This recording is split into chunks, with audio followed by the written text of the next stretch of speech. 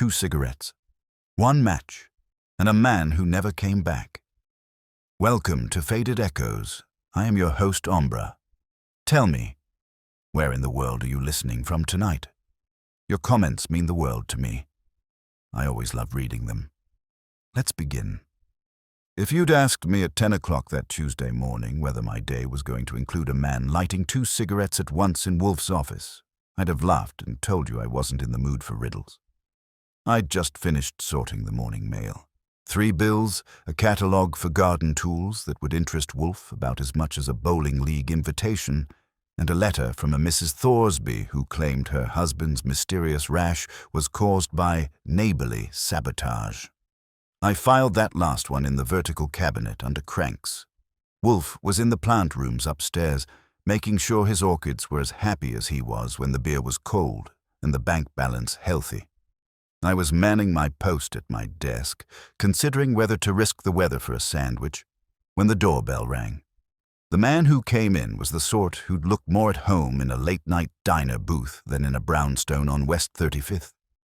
Grey suit, loosened tie, eyes darting like a squirrel at a dog show. He carried no hat, but had a lighter in one hand and a fresh pack of cigarettes in the other. He didn't introduce himself right away. Just asked if this was the place where Nero Wolfe did his talking. That's the rumor, I told him. If you're here for the floor show, I charge a cover fee. If you're here for business, you'll want to state it without wasting oxygen. He gave a nervous grin, sat in the red leather chair, and without preamble, did the thing. He took out 2 cigarettes, put both between his lips, flicked the lighter, and drew in until both ends were glowing. He handed one across the desk to me. I don't smoke.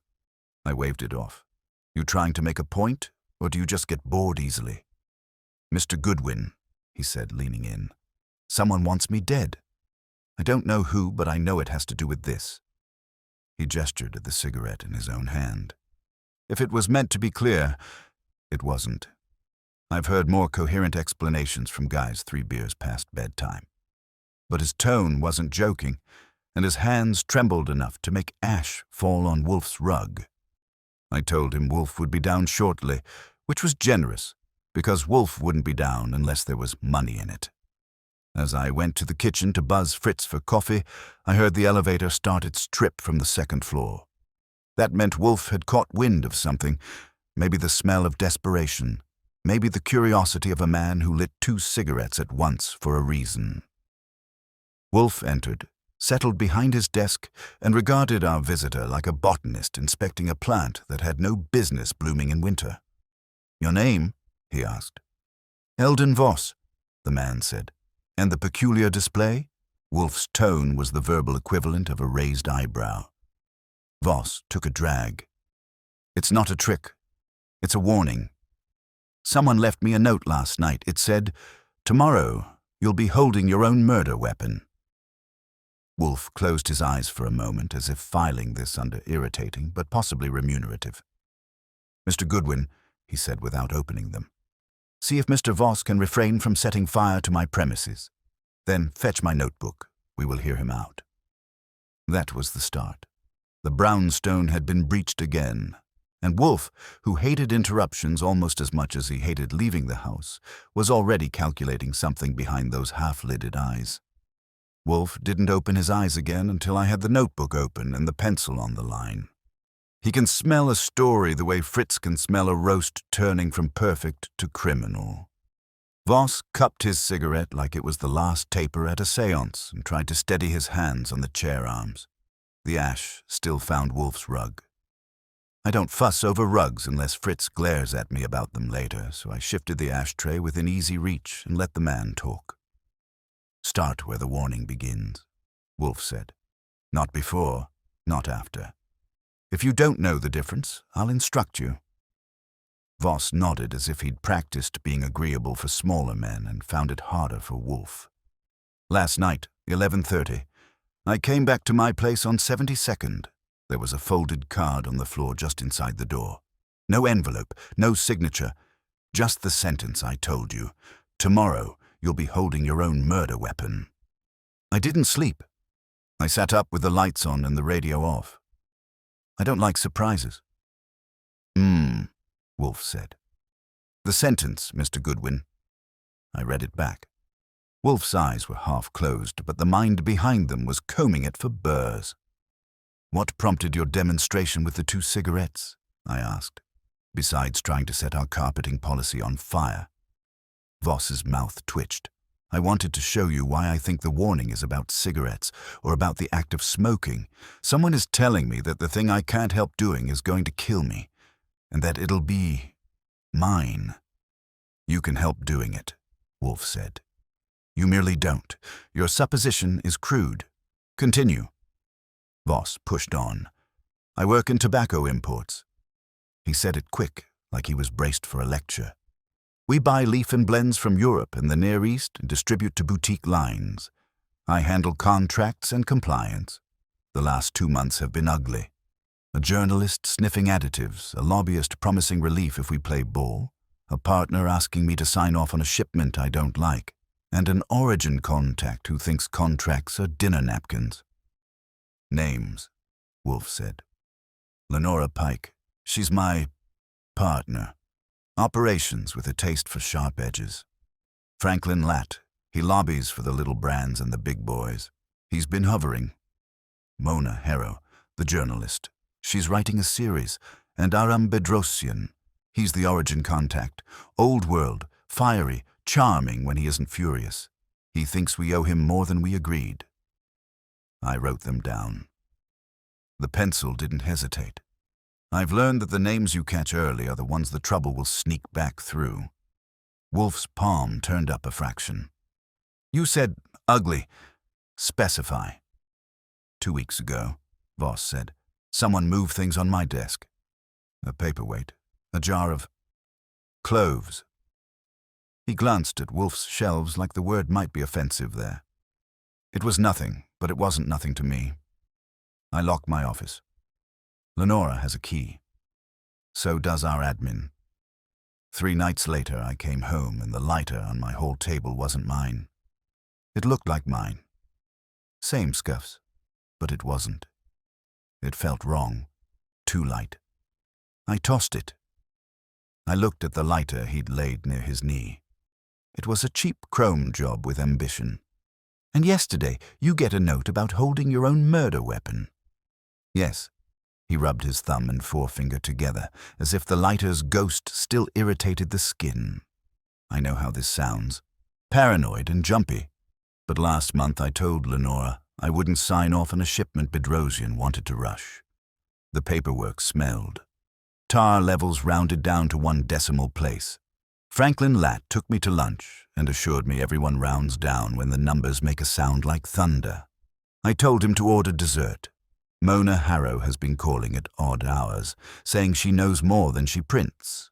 And 2 days ago, someone followed me from the office to my gym, then disappeared when I ducked into a coffee shop. I can't prove it. You can prove very little so far, Wolfe said mildly. But you can say who benefits if you're incapacitated, discredited, or dead. Voss stared at his hands. Lenora gets full control. Franklin gets a client who plays the game or a story he can sell to the ones who do. Aram gets his shipment cleared by someone less, what did he call me? Scrupulous. And Mona gets a victory column with my picture under it. Not bad, I told him. You supply your own suspects. It saves me shoe leather. He didn't smile at that. He glanced at the second cigarette smoldering in the tray like a twin he'd abandoned. The 2 at once. Look, that was a thing I used to do with my brother. It's a dumb habit, a dare. Light 2, hand 1 off, stop talking and listen. He died 3 years ago. Since then, I've done it when I'm nervous. It gets me out of my own head. He winced. It's also why whoever wrote that note is mocking me. They know it. How many know the sentimental genesis of your vulgar ritual? Wolfe asked. Lenora. Maybe Aram. I told him after too much whiskey. Mona, if she's got ears where I think she does. Franklin hears everything that bounces off a linen napkin. The bell rang. Fritz doesn't keep us in. Suspense if his hands aren't in pastry, so when it rings more than once, I'm the moving part of the household.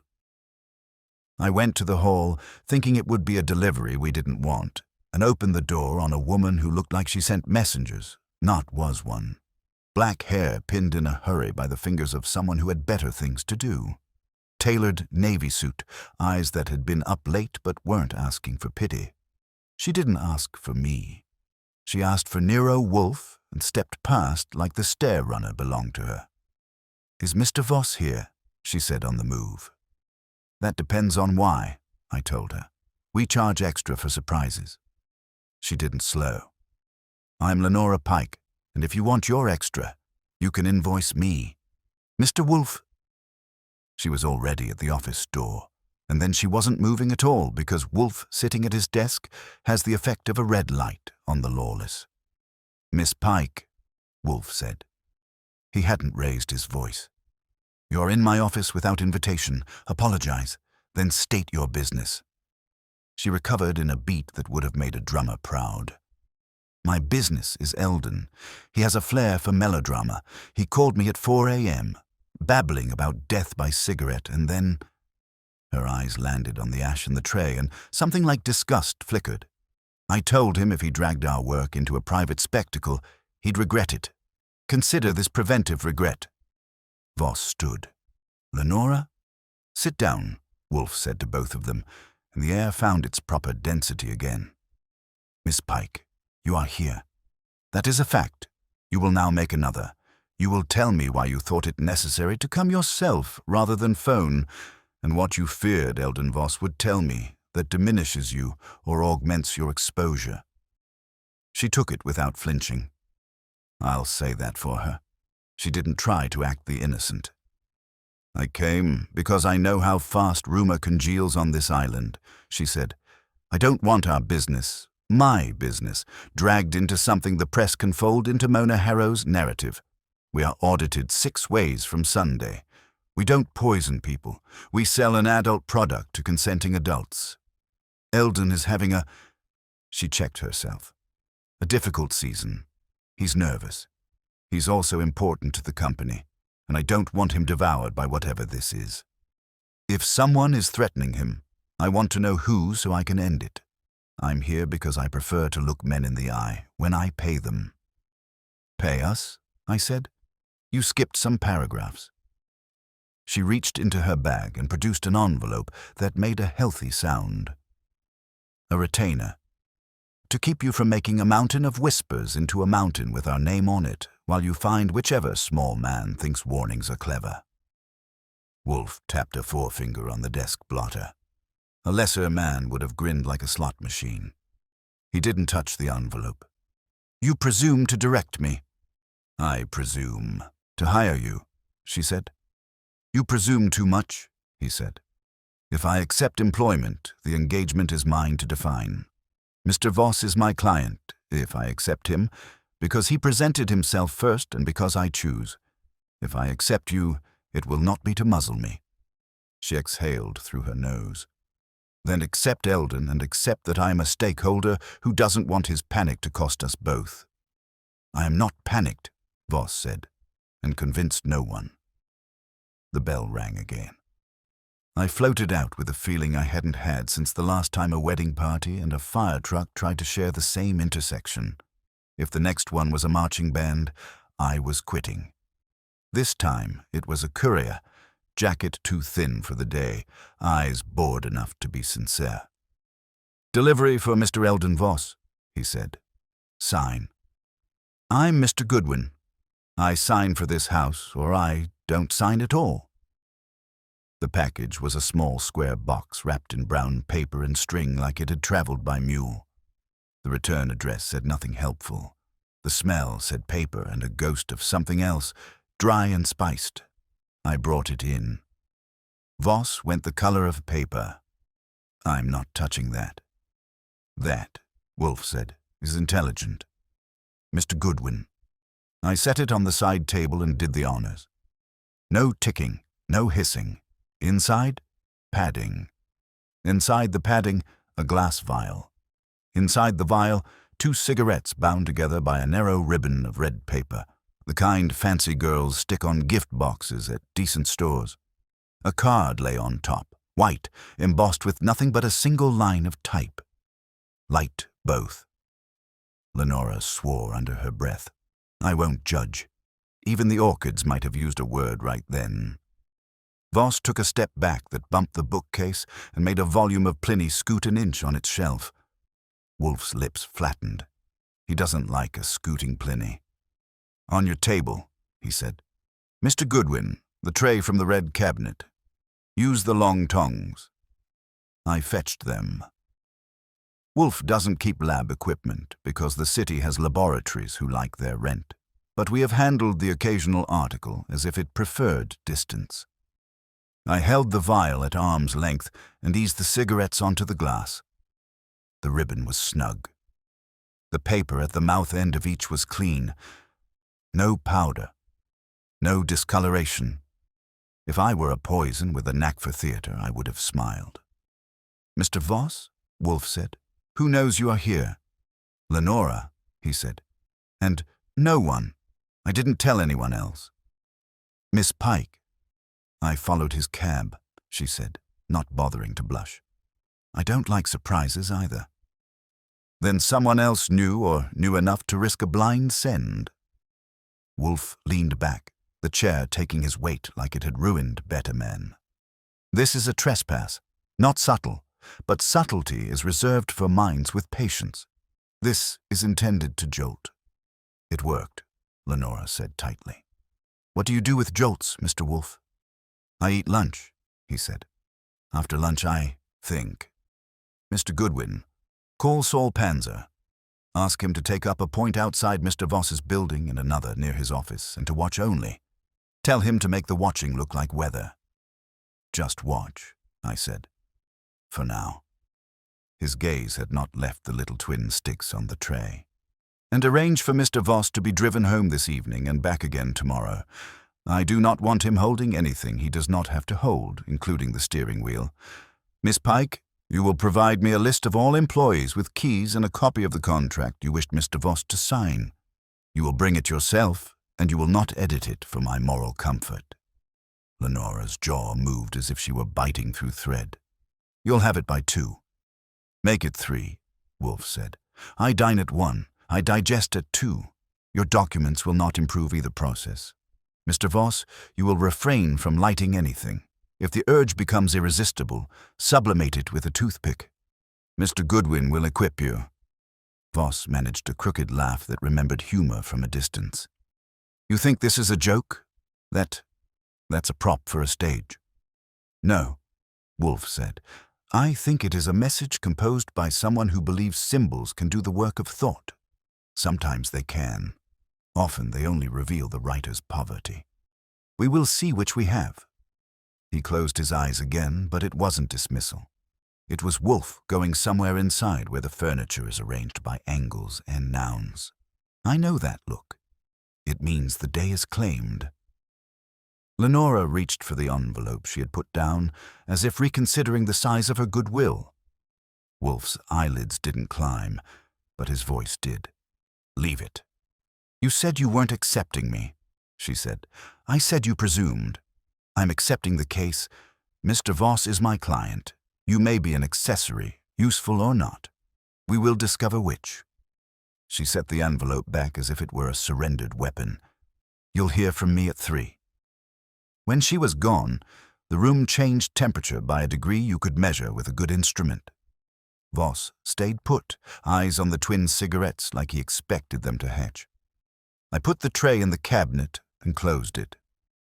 Mr. Goodwin, Wolfe said, if you can contrive it without breaking the law, find out how many of these cards were printed with that type and by whom. I'll break it if it saves us a step, I said. But I'll blush later. Don't bother. He reached for the beer I hadn't yet given him, remembered it wasn't there, and decided to live. There is a person who wishes Mr. Voss to be frightened in a particular way. There's a reason for that particularity. Find me the reason he should be frightened by 2 cigarettes bound together rather than 1. If it is merely sentimental, the field broadens. If it is commercial, it narrows. And if it's neither, I asked. Then it is personal, he said. And personal is the shortest road. I called Saul. He answered like he'd been waiting for me to offer something that wasn't a checkers game. When I hung up, Wolfe finally took the beer Fritz brought, and Voss finally found a way to sit that didn't make the chair look like it had offended him. The brownstone had been disturbed, not by shouting or gunfire, by a little parcel and a woman who walked in like she belonged, and a man who didn't know whether the thing in his hand was a comfort or a weapon.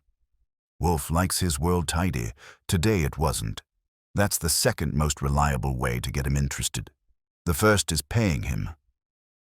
Between the two, we had momentum, and we had a ribbon we were going to cut, one way or another. By the time Fritz set the corned beef in front of Wolfe, the twins' cigarettes were cooling their heels in the red cabinet, and Voss had learned how to hold a glass of water without treating it like nitroglycerin. Lunch for Wolfe is not a custom. It's a ritual with witnesses. I took my own in the kitchen and used the time to call Lenora's office, the printer of fancy cards we'd used in 3 cases that smelled like this one, and a friend at Records who doesn't mind being my friend if I don't say his name out loud where it can hear itself. Lenora's receptionist was crisp and hollow at once. "Ms. Pike is out until 3. She didn't say where, and she didn't ask who I was. The printer had no idea about embossed cards with nothing but a line of type. Their books were clean, their jobs boring, and the man on the phone would appreciate my taking my business elsewhere if my business was suspicion. Records said he'd look for permits issued to an Aram Bedrosian and call me back when his boss went to the men's room. On the way back through the dining room, I saw Fritz frown at the spice rack as if a jar had been lifted and returned with its label precisely 1 degree to the left. I filed it, because in our house that can mean a lot. Wolfe finished, dabbed, and took the office like it had been waiting. I gave him the calls, and he inclined his head like a man receiving offerings he might accept if they didn't contain garlic. "You will go to Miss Pike's office," he said. "You will not posture. You will observe who is guarding what. Afterward, you will find Franklin Latt and permit him to try to sell you something, and if the journalist, Miss Harrow, will see you, indulge her. She will say more than she prints. Most do. Do not go near Mr. Bedrosian yet. Men with tempers deserve their proscenium. Any special for Lenora? Ask her why a man with a habit is a better lever than a man with a weakness. Then watch what her hands do." I went. The air was brittle and bright. One of those afternoons when New York pretends to be frank and anything but. Voss stayed under our roof with a book he wasn't reading and a glass of water no longer under suspicion. I left him a toothpick. He turned it like it had secrets. Lenora's shop was in a building that liked the word boutique on every directory. The lobby smelled like lilies being punished for an old debt. Upstairs, the glass door had her name in restrained letters that did not believe in anything vulgar like color. Inside, desks arranged by a person who measured angles before they measured people. A woman with neat hair and a stare that filed you twice asked if I had an appointment. I told her I had a question. She said Ms. Pike was in a meeting. I asked which room. She said the one with the closed door. You can't fault accuracy. Through the glass, I could see Lenora standing over a table with a man in a gray suit and eyes that clocked me without moving. She didn't wave. I took a chair and pretended the magazines were educational. When she came out, she didn't apologize for the 3 minutes I'd waited. She said, "You could have called," and led me into an office that had a view of a brick wall and pretended that meant focus. "You walk fast," I said. "I grew up where you had to," she said, and sat. No small talk. "I have the contract for you, and the key log. You can have copies." "Dandy," I told her. Question 1. From the man who likes his nouns exact. Why is a man's habit a better lever than a man's weakness? She didn't blink. Because he'll defend his habit. He'll deny his weakness. So you think our little dramatist is leveraging Eldon's attachment to fire and paper to make him choose panic over pride? I think whoever sent that parcel knows Eldon has a sentimental streak as wide as a supermarket aisle. I think they want him distracted, and I think if he's distracted, he won't stand in the road of deals he's been standing in the road of. Such as, she pushed a folder across the desk. These are the 2 shipments he refused to sign. One is Bedrosian's. The other is a smaller supplier who doesn't like that we require test results in triplicate. Eldon is right more often than he's convenient. I don't dock him for that. I just want him not to implode. The contract was vanilla, until it wasn't. A clause about accelerated clearances, a fee schedule that hid its good shoes under bad jeans, and an indemnity provision capacious enough to sleep in. The key log was tighter than most. 3 keys, one with Lenora, one with Eldon, one with an admin named Paula, whose last name was Chambers, and whose initials looked like puzzle pieces on the sign-out sheet. Paula in today? I asked. She is. She's been with me 9 years. If she ever turns on me, I'll retire. I'd like to meet her before you throw her a going-away party. She'll hate it, Lenora said, and buzzed her in. Paula was the kind of admin who can end a war with a frown and make a copier confess. Mid-40s, hair pinned without apology, eyes that did a quick arithmetic of my face and moved on. I asked about keys. She recited without, consulting her sheet. One missing overnight last Thursday, returned Friday morning before office hours. Signed out by Lenora. Lenora nodded. Paula noticed the spice jar question on my face and beat me to it. We don't keep cloves, she said. They overpower. Duly noted, I said, and filed that Lenora had borrowed a key on the night Eldon said his desk had been touched. It didn't convict her. It did what a lot of facts do. It reached for friends. Where was Eldon that night? I asked. Lenora looked to Paula. Paula looked to her notes. He left at 6:05. He sent 3 emails from home between 8 and 11. And you were where? I asked Lenora. In a meeting that will not be more interesting if I describe it, she said, with Franklin Latt and a counsel whose name is worth what he charges. You can confirm it with Franklin if you like. He enjoys being confirmed. I liked that plan. I thanked Paula, took copies of the contract and the log, and took the elevator down with 2 men who had the same haircut and different watches. Outside, the air had decided to be honest again. I walked 2 blocks to a hotel bar that pretends it doesn't serve lobbyists and found Franklin Latt pretending he wasn't one. He saw me first, because his kind always clock the room. He lifted a hand from a table where the glassware had already admitted defeat. Archie, he said, as if we'd done this before. If you're here to lecture me about rounding, I prefer my sermons with rye. I'm here to watch you sell me something I don't need, I said and sat. Lenora says you like being a witness to your own alibis. She flatters me. I like being a witness to other people's decency. It's rarer. He turned the glass in a circle that had worn a ring on the wood before I got there. You're working for Eldon. Good.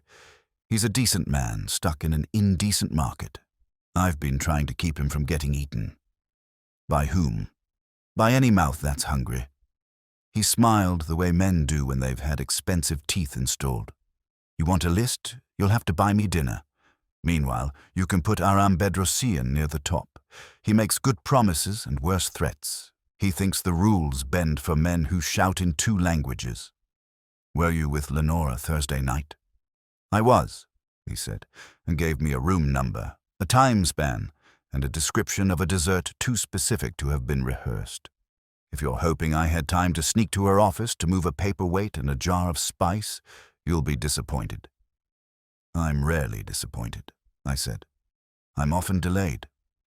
What's Mona Harrow to you? A woman with a pen that bleeds less than it could and a conscience that bleeds more. She called me yesterday to ask if I knew Eldon liked lighting to at once. I said I know a lot about Eldon, and none of it is worth printing if he's dead. How did she know that? Detail? She didn't say, he said. and this time the smile wasn't about teeth. "You might ask her. She's at the corner house on 84th at 4. She likes the light at that hour." He had just sold me information I would have purchased anyway, which is how you keep a job like his. I left him to his glass and his conscience and walked uptown, letting the city tell me what it could between lights. At 84th, the corner house had the kind of windows that make writers think their thoughts look good in reflection. Mona Harrow was inside, hair that didn't care, eyes that did. She saw me and decided I was more interesting than her coffee. "You brought your own notebook," she said. "That saves time."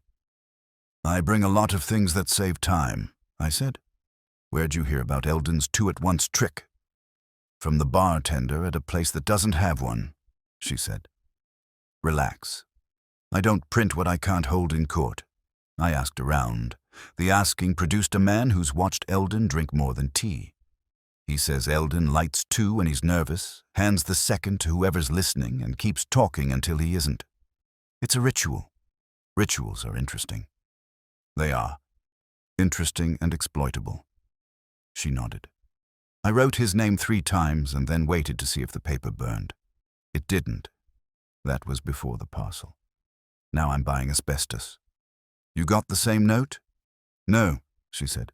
"I got a different one a week ago. It said, 'Count your decimals before the thunder.' It's not poetry, but I've read worse." It fit too neatly to dismiss. Who else knows about that note? Me, my editor, and the trash can I missed on purpose. She tilted her head. "You think it's all one hand?" "Wolfe thinks it might be a hand with 2 fingers and a flair for ribbon." "Wolfe," she said like a prayer some people don't say out loud. "Good. Then let me save you one step and cost you another. Aram Bedrosian is mad enough to do something loud, but this isn't loud, it's precise. Lenora is precise enough to send a package with a note and a bow, but she's not sentimental enough to pick red. She'd pick black. Franklin likes to be in the room when meaning is made. This isn't his voice either. If you ask me, and you didn't, the admin is the lever. The person who sees the key log and the desk. The one who knows when a paperweight has been moved because she's the one who dusts it. "Paula," I said. "Sure," Mona said. "Or the man who follows Paula," which is less interesting. If you want my guess about motive, it's simple. Eldon is in the way. Somebody wants a shipment through. Somebody else wants a story that breaks unbreakables. Somebody third wants to make sure the first 2 don't happen until he's done rearranging the decimal places.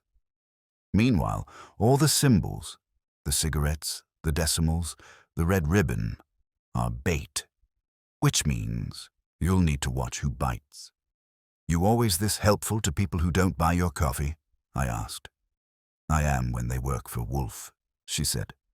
"I like my endings neat even when I don't get them. Also, I think somebody is going to try something dumb tonight, and I prefer my scoops pre-chewed." "Dumb like what?" "Like a break-in that looks like a warning and is actually a retrieval," she said. "There's a file on Eldon's desk that isn't supposed to be. He told me, because he tells someone everything when he's nervous. It's a lab report on tar by origin. It says what none of them want it to say. He was going to walk it to a regulator tomorrow. If I were a person who liked symbols, I'd want that file to disappear while he was too busy counting cigarettes." I let that settle into the stack. I called Saul from the corner and told him to expand his weather system. Watch Eldon's building front and back. Watch the office. Watch who doesn't smoke more than who does. He grunted assent and hung up to go be smoke. Back at the brownstone, the air had the faint ghost of cloves again. I don't mean in the kitchen. I mean in the hall where Fritz doesn't cook anything but politeness. The red cabinet was closed. The tray was where I'd put it. Wolfe looked the same, but the air around him didn't. He had a question for me without asking it, so I gave him my pockets. Lenora's contract and keys, Franklin's alibi, Mona's note about decimals, and her hunch about a file. Wolfe listened with his eyes shut and then opened them to their normal width. which for Wolfe is what most men manage when they've just been insulted and aren't sure how to reply. "You noticed the cloves," he said. "I noticed something like them." "Fritz had a jar out he didn't take out," Wolfe said, "and a lighter on the hall table that isn't ours. It is not merely that men come in here and ask for help. Someone has been in here uninvited and believes in gestures. It annoys me." "It annoys me too," I said. "And not just because I'm the one who has to go buy a new rug when ashes develop ambitions. If they're in the habit of moving little things in other people's houses, that habit may have a schedule." He nodded once. "This evening, then. Mr. Voss will remain. You will take his keys to his office, and you will put the tar by origin report somewhere that looks like nowhere and is in fact exactly where I tell you. And you will contrive to be present if anyone comes in believing themselves alone." "Saul's watching," I said. "If we're both out," he blinks. "He will not be alone. Mr. Panzer knows how to recruit shadows, but I prefer more than one witness when trespassers confess by hand." "Go," I went. On the stoop, I paused to taste the air. Symbol makers like scent because it doesn't leave fingerprints. I didn't see our courier, but I saw a man who looked like he wished he were invisible look away when I looked at him. He could have been checking a watch or a window. He wasn't good enough to be both. At Voss's office, Paula lifted her eyes when I walked in like a man who belongs and does not. "Ms. Pike left instructions," she said, and slid a visitor badge across the desk without the part where I signed. "Try not to touch what isn't yours." "That's a rule I admire," I said. "Where's Eldon's desk?" "In his office," she said. "Where else would it be?" I smiled for practice and moved through a space designed to make numbers feel at home. Eldon's office was tidy in the way of men who use tidiness as proof. I found the report where Mona said it would be, on top of the pile under a book with a title about ethics that had never been opened past chapter 2. I read enough to know it was a problem for anyone who liked rounding, then called Wolfe to receive my penance. "Behind the radiator, third fin from the left, top clip," he said. "If you drop it, I will find new work for you." I didn't drop it. I slid the report where it would wait with dust bunnies and confidence. Then I sat in the dark with the lights off and the door just enough ajar to make an honest man nervous. I didn't have to wait long. Keys are songs. You can tell who's singing by whether they apologize to the lock. This one didn't. The door opened 2 inches more, and a shadow that believed it had the right came in. Small, precise. The weight of steps that know where the paperweight lives. I let them take 3 more before I said, "You missed a decimal." That's a line you can use only once, but it's worth it. The figure froze. Then it ran. I got a hand on a sleeve and a smell of cloves and a glimpse of Paula's eyes, wide and bright, before she twisted the way people do who know the shape of their own wrists. She left me a button and a curse. I left her the dignity of not chasing down the hall like a thief at a church picnic and called Saul instead. "She came out the back," he said before I finished. "Red scarf, not fast enough. I've got her."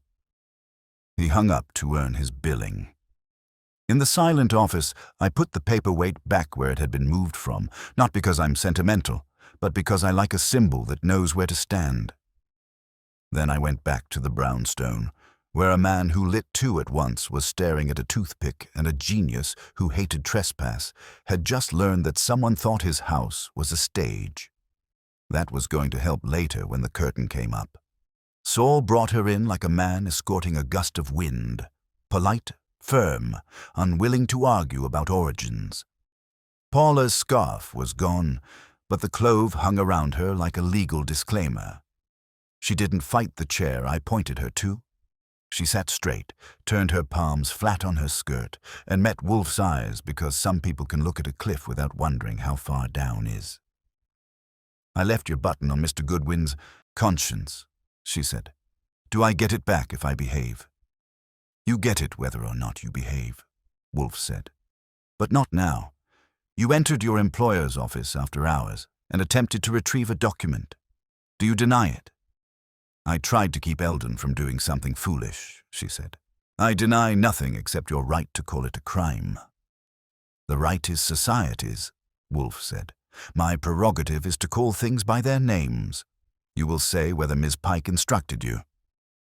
Paula looked at me as if I might offer a softer question. I didn't. Miss Pike, she said, instructed me to keep the desk clear of anything that didn't belong. She didn't say steal. She said sanitize. I've been sanitizing executives since fax machines had a future. Did Miss Pike tell you specifically about the lab report? Wolfe asked. No, she said. I knew because I saw it. I see everything that sits longer than a coffee ring. And you chose today because I heard Eldon say the word regulator on the phone, she said evenly. He was anxious. He gets righteous when he's anxious. It's a good trait in a brother-in-law and a bad one in a business. I like my paycheck on time. I like our shipments unseized. I like my boss not dragged into a crusade he'll win in his heart and lose in court. Your brother-in-law, I said. She grimaced. Small, but it contained a lot. Lenora is my sister, half-sister, same mother. She hates when I mention it because she thinks family discounts authority. I think it clarifies for outsiders why I would run an errand she won't write down. That clarifies much, Wolfe said without sounding grateful. You have the habit of clove cigarettes. I don't smoke, Paula said. I chew clove gum. It keeps me from throat lozenges and sarcasm. That will do, Wolfe said. You were also in my house. No, she said, and blinked the first time since she sat. I have never stepped foot here until now. Your scent was, he said. And a lighter that is not mine was on my hall table. My cook found a spice jar moved. My patience, his eyelids made a private adjustment, was also moved. I can't help you there, Paula said, and I believed her, not because she said it, but because her shoulders didn't ask for forgiveness in advance. If someone's trespassing where you live, it isn't me. Saul leaned a shoulder on my filing cabinet, which I don't advise most men to do, and tried out a line of inquiry, the way you try a lock you're pretty sure you own. You were alone when you went in, he said. Who knew you were going? No one, she said. I don't report to Franklin. I don't call Aram. I lock my door when I use the restroom. I'm very dull in all the ways that keep trouble from loving me. And yet, I said, you ran when I said hello. That's not dull. I ran because men in dark offices don't announce themselves with witty lines unless they want me to faint, she said, and some heat bled through the control. I don't faint. I run. It's worked for me since I was 12. Wolfe opened his eyes a hair wider. For him, that is almost sympathy. You will not run now. Mr. Goodwin, return her button. I fetched it from the tray on my desk where it had been accusing my tidiness. She let me drop it into her palm with a nod that was closer to thanks than I expected. Paula, I said, did you send Eldon a parcel with 2 cigarettes tied with ribbon? Or a note about holding his murder weapon? She actually laughed, one dry click. If I were going to be theatrical, I'd pick something with better production values. That's a prank, not a plan. Who in your world has a taste for pranks with invoices attached? I asked. Franklin, she said without hesitation. But he writes with a smile, you can see, even when there isn't a signature. That note was humorless. Ms. Harrow? Wolfe asked. She's funny when she's cruel, Paula said. Cruel when she's right. She wouldn't send a man a stage direction. She'd send him a quote. Mr. Bedrosian? Wolfe asked. She breaks plates. He breaks heads, Paula said, then caught herself. That's a line my mother would slap me for. He's a supplier. He's loud. He's impatient. But ribbon is not his dialect. Then who? I asked. She shook her head. Someone watching. The ones who move between desks and never belong to any of them. We work in an industry that pretends we're all at separate dinner parties, but the waiters share a kitchen. Wolfe made a low sound that could have been approval, or the prelude to it. You will do two things, he said. First, you will tell your sister you attempted to remove the report and failed. You will also tell her you learned nothing from your failure. Second, you will return to your office and do as you always do and no more. Any deviation will make you interesting, and interesting is what our correspondent wants from you. She won't like your tone, Paula said, rising. She may dislike my terms at 3, Wolfe said, when she arrives. Leave. Saul ghosted her to the door and watched the street through the bead of glass that lets him see the future 2 seconds in advance. When he came back, he shrugged. No tail I can see. If there is one, he's better than the one outside Voss's place. There was one outside, I said. An amateur polishing a lamppost with his back, Saul said. He's spent the day learning that waiting is a second trade. Wolfe steepled his fingers and did a thing with his mouth that means he's tasting an idea. We will suppose, he said slowly, that someone with access to Mr. Voss's intimacies, his rituals, his schedule, his desk, desires him frightened enough to abandon a course of action. That someone may be benevolent or malevolent in the abstract. It is irrelevant. The thing desired is his distraction. The red ribbon is crudity masquerading as finesse. The note is the kind of sentence a man writes when he wants to be quoted and cannot be trusted with words. I will be grateful to learn which of our suspects writes as if they admire themselves. That's Franklin on a Tuesday and half of Manhattan on a Wednesday, I said. But the ribbon? There's a stationer on 49th that sells that exact narrow red. They're proud of their shades. You attempted them before lunch, Wolfe said, remembering everything I'd said and 5 things I hadn't. They declined to be helpful. Try them again at 5, when the clerk who likes rules goes home and the one who likes gossip replaces him. Fritz appeared with a phone on a tray as if he'd baked it. Mr. Goodwin, he said. For you, a gentleman whose name is Weather. Saul? I said into it, already looking at Saul, who shook his head. Not that Weather, said a voice I hadn't earned a nickname from. This is the friend at Records. Your Bedrosian pulled a permit last year on a warehouse in Red Hook. There's a second name attached, a Franklin Latt silent partner, maybe. Paper says consultant. The address on the paper is a mailbox that forwards to a lawyer who charges by the frown. I wrote it down because my memory is good, but my pencil is faster. You're a fountain. I'm a dribble, he said, and I'm dry now. I repeated it for Wolfe, who listened without blinking. Mr. Latt will have to explain that, he said. Not because it is damning, but because she, Miss Pike, would prefer he not have anything to explain. The warehouse interests me less than the partnership. Alliances reveal intent. The doorbell conspired with the clock to suggest 3. Lenora Pike came in with the air of a woman who has already paid and is now inspecting the receipt. She put her bag down like it owed her a confession and sat without asking where. You have the contract, she said. You have the key log. Paula called me to say she embarrassed herself, and you embarrassed her more. What I want to know is whether you have the nerves to keep Eldon from making a spectacle. And what I need to know is whether the spectacle is manufactured by a friend or an enemy. Both, Wolfe said, but you're not permitted to choose which. Your task is to tell me why Mr. Latt's name appears on a permit connected to Mr. Bedrosian. For the first time, Lenora's posture registered something like a flinch.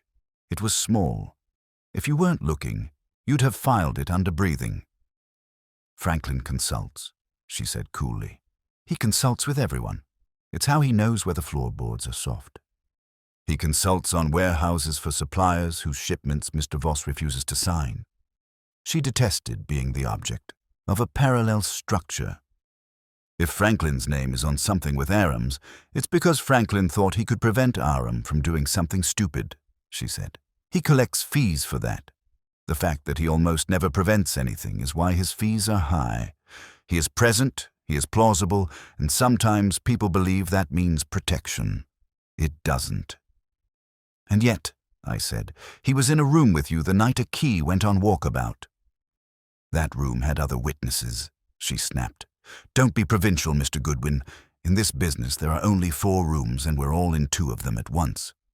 Spare me your cosmology, Wolfe said, not unkindly. What you will do is call Mr. Voss now and tell him you have decided to support his delivery of the report to the regulator tomorrow morning.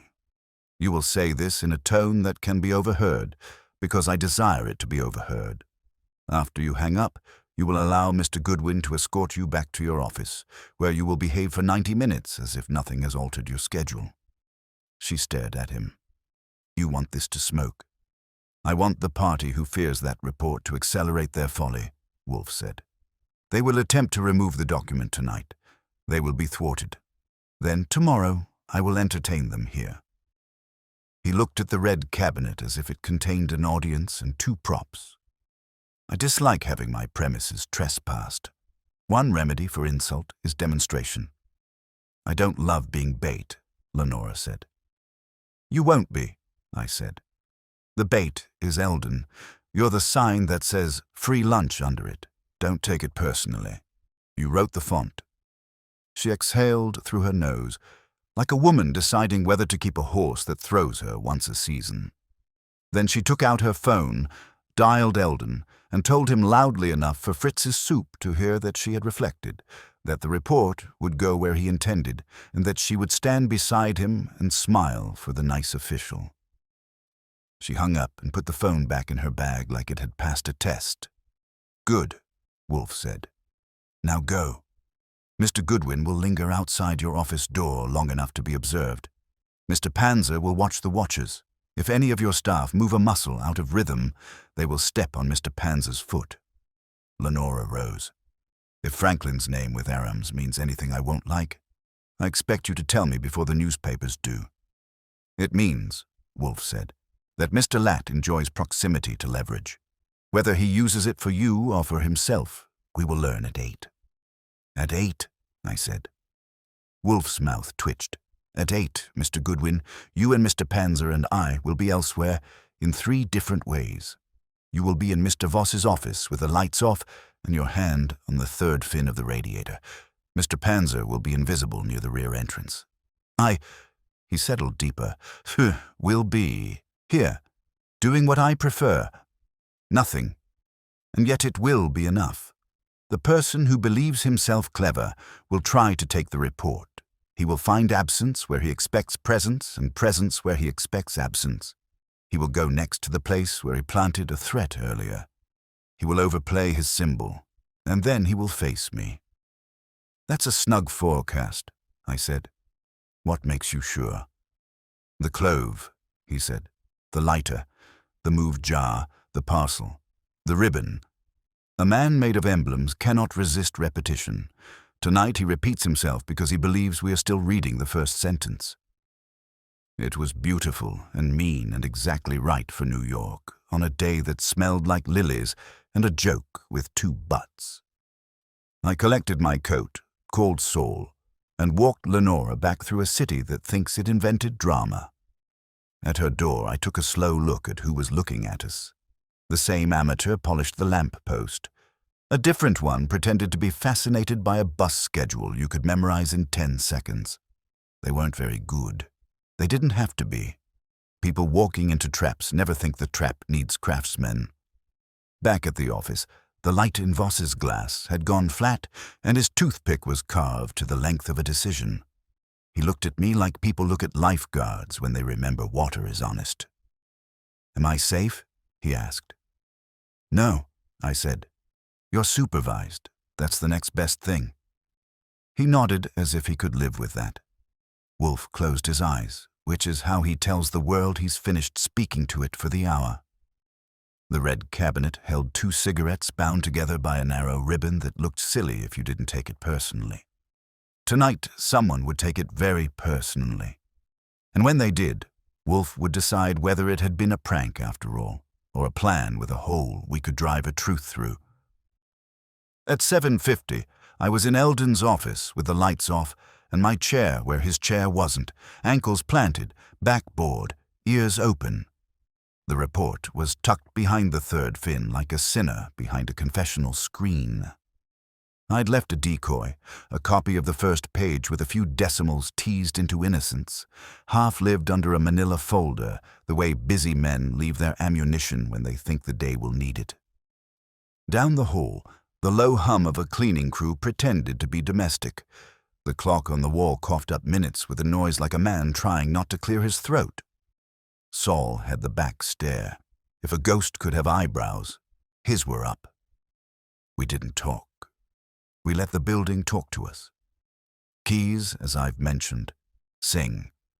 These ones sang from the corridor with the confidence of either ownership or rehearsal. The knob turned a notch. The door kissed the jamb and opened 2 inches, then 3. A sliver of light from the hall taught me about a silhouette that cared about its edges. Small, careful, gloved. The door closed with a conscience. The figure waited for its eyes to catch up, then crossed the room without the clumsy drift of someone meeting furniture for the first time. First the desk, pulled central, top drawer tried and dismissed, middle drawer opened and closed, bottom drawer tested for weight. The little precise hands moved a paperweight an inch left, as if resetting a meter only they could read. They flipped the folder, saw the decoy, stilled. A breath that wasn't mine tried on relief 2 sizes too big. The copy slid into a slim leather folio the way a blade slips home. The hands didn't rummage. They harvested. They turned to go, and I let them have 2 steps, because timing is a condiment, and you shouldn't drown a good steak. "You missed a fin," I said, and the shadow did the same stiffening a deer does when it hears a camera instead of a gun. The figure ran. My hand closed on a sleeve again, and this time the fabric didn't lie to me. High quality, low color. A cufflink nicked my palm and left a little truth, engraved initials FL in a font that liked its own jawline. The body attached to them jerked, twisted, and I got enough face in the lamplight spill to make a friend. Franklin Latt, eyes widened past charm, breath scissoring, cruelty of a man suddenly underdressed for the weather. "Mr. Goodwin?" he said, trying for urbane with his pulse in his teeth. "Franklin," I said. "Theater's over. Bow." He went loose, the way smart men do when they realize bluff is a bill someone else will have to pay. He didn't reach for a weapon because he doesn't carry anything he can't explain at a fundraiser. He glanced toward the back stair. Saul's shadow became a man in the doorway without anyone letting him in, and that finished the arithmetic. "Explain the folio," I said. "It's paper," he said. "I consult on paper." "Uh-huh. And on warehouses with men who shout in 2 languages. You left your monogram in my hand. Careless." "That would be new for me," he said, getting a little spine back. "Careless is not my dialect." "Then indulge me," I said, and took the folio, because we were beyond polite. The decoy smiled up at me with its clean conscience. "You came for this, and not because you like literature." "I came," he said carefully, "because I don't believe in people getting martyred on my watch when a conversation could delay a hanging." "Delay," I said, "not prevent." "I'm not sentimental," he said. "I sell air. I make people feel comfortable inside it." Saul tilted his head. "You were more comfortable last week with Miss Pike," he said. "Room, dessert, witnesses. Tonight you bring gloves." "Paula told you," Franklin said, and then realized what he'd admitted and adjusted. "Paula tells everyone everything." "She didn't tell me that," I said. "You did. And you're not going to tell me you tied a ribbon around 2 cigarettes because your tailor was out of thread." "I don't smoke," he said. "I never have." "Then you know a man who does," I said. "And you know his habit. And you know where the good stationer keeps the narrow red. And you know who prints cards for people who like their sentences to dress up and get sworn in." He decided to change the subject without changing it. "Where is Eldon?" he asked, which is a little like asking where the bride is when you've just put on the tuxedo late. Somewhere safe from his own hands, I said, which is more than I can say for you. You're going to walk with us, Franklin. Slow. If you run, Saul will practice picking you up without disarranging your hair. He wasn't going to run. Men like Franklin only run when a camera can catch them sweating and call it authentic. I called Wolfe as we escorted him out past the cleaning crew and a janitor who'd seen too many soap operas to be interested. Wolfe answered like he'd been sitting with the phone on the arm of the chair, weighing it and the world. "Mr. Latt," I said, "found in the act. Folio in hand. Gloves still warm. He says he consults on paper." "He consults on himself," Wolfe said. "Bring him here. Mr. Panzer, return to your weather." Saul's grunt acknowledged the sky. He peeled off into the hall's dark, and I took Franklin down the stairs he preferred to elevators, as if cables were metaphors he didn't need. "Wolfe wants to see you," I told him in the cab. "It's an honor. He doesn't like most people enough to have them arrested in front of his chair." "I won't be arrested," Franklin said, more hope than prophecy. "I'll be educated." He was half right. At the brownstone, Fritz looked like someone had moved his jar again. The air had a new layer, not clove, something like sweet smoke thinned to courtesy. Wolfe was at his desk with a tray in front of him like he was presiding over noon again, and on the tray lay 2 twin cigarettes tied with red ribbon, the same pair from the cabinet and another pair beside them. The ribbon shades were not the same. A careful man would have called one cardinal and the other scarlet, and then congratulated himself on vocabulary. "You changed," I said. I compared, Wolfe said. A man rang at 7:30 with a parcel from the earlier sender. Fritz answered. I permitted him to bring it in because I prefer evidence under my roof where it becomes housebroken. The second pair differs in length by a millimeter, the ribbon by tint, the paper by texture. The scent is faintly anisic. The first pair is only tobacco. Franklin stood very still, as if stillness were an alibi. "I didn't send anything to your house," he said. "I'm not that dumb." "No," Wolfe said, "you're not. You are, however, vain. Vanity writes its own sentences. Tomorrow you will be holding your own murder weapon would please you even if it does not persuade me." "Sit." Franklin sat. He didn't cross his legs because he had learned not to in rooms where men notice socks. "What did you intend to do with the report?" Wolfe asked. "Delay it," he said, and gave it without being tortured. "Give Lenora a night to get control of Eldon. Give Aram a day to understand that pushing through with paperwork that hums when a man taps it is worse for him than paying the price to fix the hum." "You claim benevolence," Wolfe said, with the same tone you use to address a cat wearing a hat. "To delay an act that would harm your interests but might serve the public's." "I claim pragmatism," Franklin said. "If Eldon walks into a regulator tomorrow, he doesn't just hurt Aram. He blows up 1,000 quiet arrangements that keep the street from burning. Our industry is a tent, Mr. Wolfe.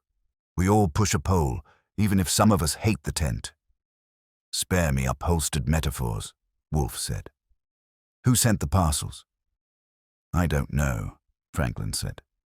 "Would I walk into Eldon's office with gloves if I'd been parading my signature around town on stationery? I prefer my sins localized." "Name someone who would pick ribbon," I said. He considered, not for effect, because lying to Wolfe is expensive. "A supplier's fixative," he said finally. "A man between men. Not Aram. Someone Aram pays when he wants a feeling made. I've seen that ribbon on little gift boxes at the stationer on 49th, yes. But the clerk who sells it is a gossip, not a ghost." "Name," Wolfe said. "Rafe," Franklin said. "I don't know his last name. He works nights. He calls everyone sir like he's filing your obituary." It married my earlier hunch so neatly I would have kissed it if we were alone. Wolfe's lids traveled a millimeter. In his world, that's a pump of the fist. "You have a warehouse with Mr. Bedrosian," Wolfe said, and watched Franklin choose. A permit, Franklin said. If Aram's rent is late, I remind him what departing looks like. You think I would tie my name to a pallet of anything that hums? I like my suits too much for prison laundry. You like your voice too much for innocence, Wolfe said. Nevertheless, it may be that your part is the part of a man who arrives late to a crime to make sure his photograph is not in the first row. Franklin had the gall to smile. I was at least in the building. Indeed, Wolfe said. Mr. Goodwin found your sleeve. I will decorate a small tree with your cufflink later as a reminder to keep a sharper climate. Now, you will call Mr. Bedrosian, and you will ask him if he has retained anyone who enjoys gestures. You will speak as if you are on his side because you are always on the side of whatever is speaking to you, and you will put him on speaker. Franklin hesitated, then obeyed. Aram's voice on the other end came heavy and bright, like a chandelier filled with bees. He swore in Armenian before he spoke English. What, he demanded, must I do to be left to commerce? Who is bothering me now? Franklin said, smooth as olive oil. A small question. Have you sent any messages to Eldon Voss? Packages? Notes? Anything with ribbon? Ribbon? Aram made the word into an insult. I tie down crates with rope. I do not tie cigarettes with ribbon like a pastry. Then perhaps a friend has done you the disservice of enthusiasm, Franklin said, because someone is making Eldon nervous, and when Eldon is nervous he becomes noble, and when he is noble he becomes inconvenient to all of us. Someone, Aram said, has been at my warehouse doors. Someone I do not pay. If I find him, I will give him ribbon and a neck.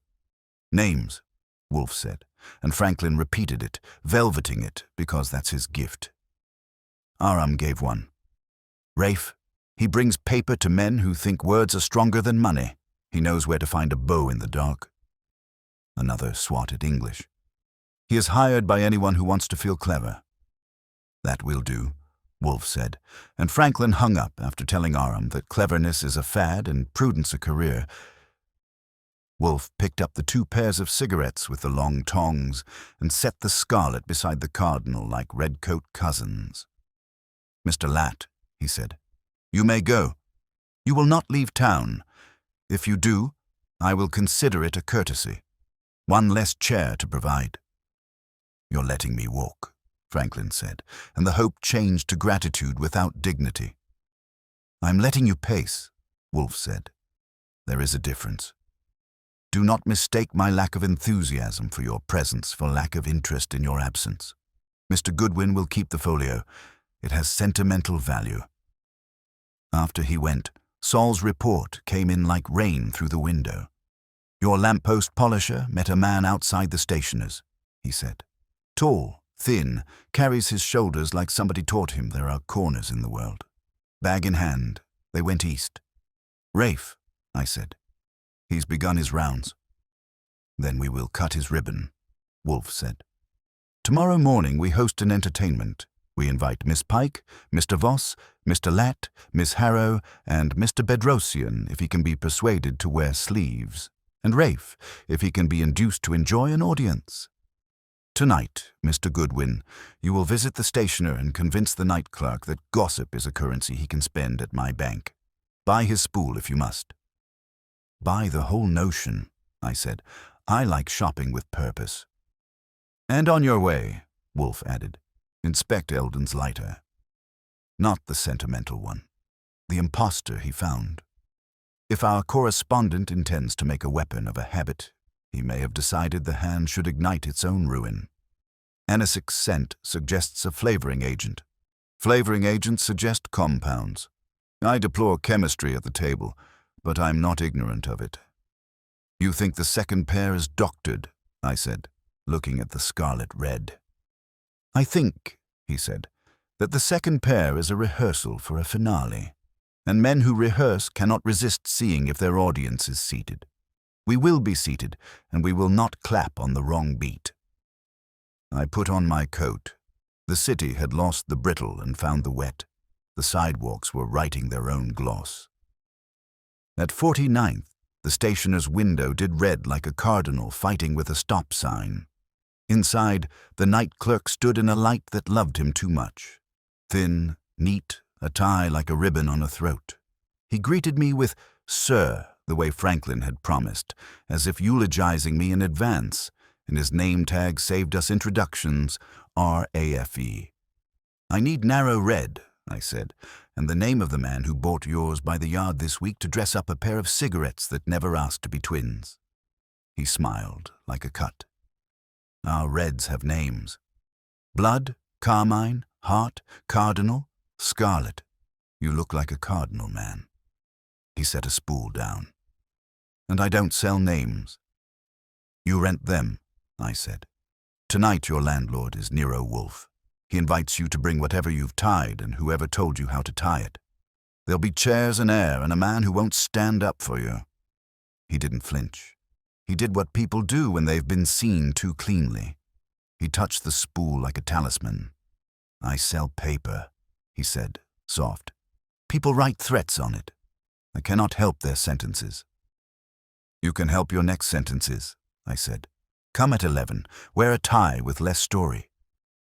He considered, and the kind of consideration you can feel thinks about exits first. Then he nodded, once as if I'd given him permission to be clever someplace with better lighting. When I stepped back into the wet, my pocket held a receipt, a spool, and a small promise. The knot would tighten in our office and then break. Back at the brownstone, Eldon had a toothpick he'd sculpted into a spear. He looked at me like men look at doors that might be locked. "Tomorrow," he said. "I do it." "Tomorrow," I said. "You do it in company." Wolfe's eyes were closed, but the room vibrated with thinking. The two pairs on the tray lay like arguments prepared to be dismantled. The clove in the hall had faded. The lighter on the table hadn't moved. We were in position, and the man who liked to make twins out of things that should be single was going to walk into a room where one mind would make his symbols confess, and another would write it down. Morning came in the way New York prefers, flat, gray, and already loud enough to drown a second thought. By 9:30, Fritz had the office laid out like a chessboard for a game Wolfe never loses.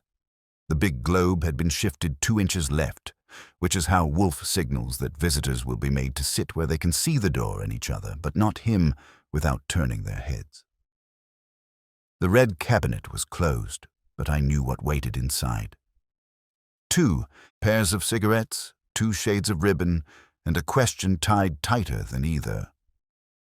Saul was stationed outside, not pacing, just existing in a way that kept the front stoop from being an accident. I'd made calls, confirmed that every invitee had taken the bait. Wolfe doesn't like theatrics unless he's the one holding the curtain rope, and this was one of those days where the performance was all his. Lenora came first, coat belted like she was braced for a wind no one else felt. She gave me a look that asked whether I'd kept her office standing overnight. I let her pass without comment. Eldon followed, with the pinched expression of a man about to watch a surgeon unpack the knives. Franklin arrived on time and without gloves, looking as though he'd had a long conversation with his reflection, and lost. Mona Harrow walked in as though she'd been here before, scanning the room with eyes that measure headlines before they're written. And then there was Aram Bedrosian, broad and warm-colored as a kiln, in a suit that strained to contain him and a temper that didn't strain at all. He didn't take my direction to a chair as an option. He made it an occupation. Last was Rafe, neat and pale in a suit that looked rented from discretion itself, a red tie just shy of the ribbon's scarlet. He greeted everyone with "sir" or "ma'am," and looked at no one too long, except Wolfe. Wolfe let them sit in silence until the room had the temperature of a watch spring. He leaned forward enough to make his voice carry without rising. "We are here," he said, "because a man has been given symbols in place of substance, and I dislike symbols when they trespass in my house." His eyes moved once around the group. "Mr. Voss has been made to fear his own hand. The method chosen was juvenile. The motive, however, is of interest." He nodded to me, and I brought out the tray from the cabinet, set it before him. 2 pairs, side by side. These were delivered here, Wolfe said. 1 pair harmless, the other altered with anise-flavored coating, an agent capable of masking the scent and taste of more insidious compounds. The implication is that Mr. Voss, performing his sentimental rite of lighting 2, might pass one to another and keep the other for himself, thereby delivering and receiving injury. Eldon's throat worked. Lenora's hand stayed flat on her knee. Aram's eyes narrowed until they were 2 dark coins. Wolfe continued. The first pair was primitive in its craftsmanship. The second was more exact. Different hands, or the same hand, refining its work. What links them is the ribbon, purchased, as Mr. Goodwin confirmed, from a stationer on 49th, sold by this man. His gaze found Rafe and held it. Rafe's smile was tidy. "I sell many ribbons, sir. People use them for all manner of—" "Not many in that shade," Wolfe said. "And not many customers who commission cards embossed with nothing but a line. Of type. Your business is discretion, but your mistake was repetition. You tied both pairs. The question is, for whom?" Rafe's hands rested on his knees. "A man comes in, asks for something to dress up a pair of cigarettes for a private joke, pays in cash, no name. A week later, another man, same order, different cigarettes. I provide the goods. I do not supply the purpose." "You lie by omission," Wolfe said. The first man was Franklin Latt. The second was Aram Bedrosian's messenger. You recognized both. You recognized them because you trade in recognition. Mr. Latt sought to frighten Voss enough to delay a report. Mr. Bedrosian, or someone in his employ, sought to make that fear fatal.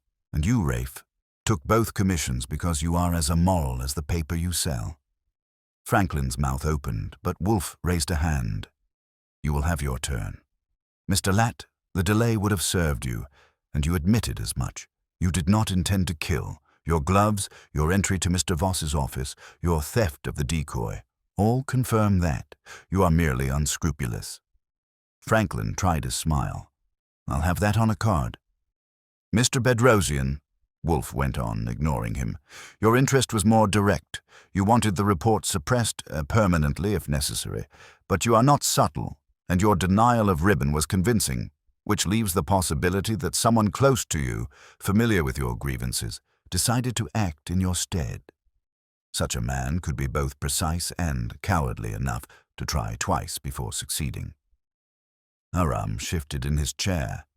"If someone in my circle acts without my order, they do not stay in my circle." Mona Harrow's voice cut in, low but sharp. "Or they make sure you can deny knowing them. Rafe, did either man give you instructions in writing?" "No, ma'am," Rafe said. "Cash, always. But the second man, Bedrosian's, spoke as if he'd done favors for him before." Aram's hand came down on the armrest like punctuation. "Describe him." Rafe did. Height, build, a crooked knuckle. Aram's face froze halfway between recognition and fury. "An old errand boy," he said. "Thought he could prove loyalty. He will learn the price." Wolfe inclined his head. "Mr. Bedrosian, you may tidy your own affairs. My concern is the orchestration. 2 separate actors, same intermediary. Rafe, you will prepare a written account of both transactions with descriptions. You will deliver it to me by tomorrow. If you fail, I will deliver your name to the police with my compliments." Rafe's eyes flickered, but he nodded. "Yes, sir." "Now," Wolfe said, turning to Franklin, "you will return the real report to Mr. Voss. It is intact, and it will be in the regulator's hands before midday. Any attempt to interfere again will place you in a room with no doors." Franklin met his gaze and, for once, didn't try a line. "Understood." Lenora's voice was quiet. "Eldon, you should go today. This doesn't wait until tomorrow." "That," Wolfe said, "is sound. Mr. Goodwin will accompany you. Miss Harrow, I imagine you wish to witness the delivery." Mona smiled without showing teeth. "I wouldn't miss it." The room began to breathe again, People standing, chairs shifting. Aram left first, big shoulders cutting a path. Franklin lingered just long enough to look at Rafe, a glance that carried its own sentence.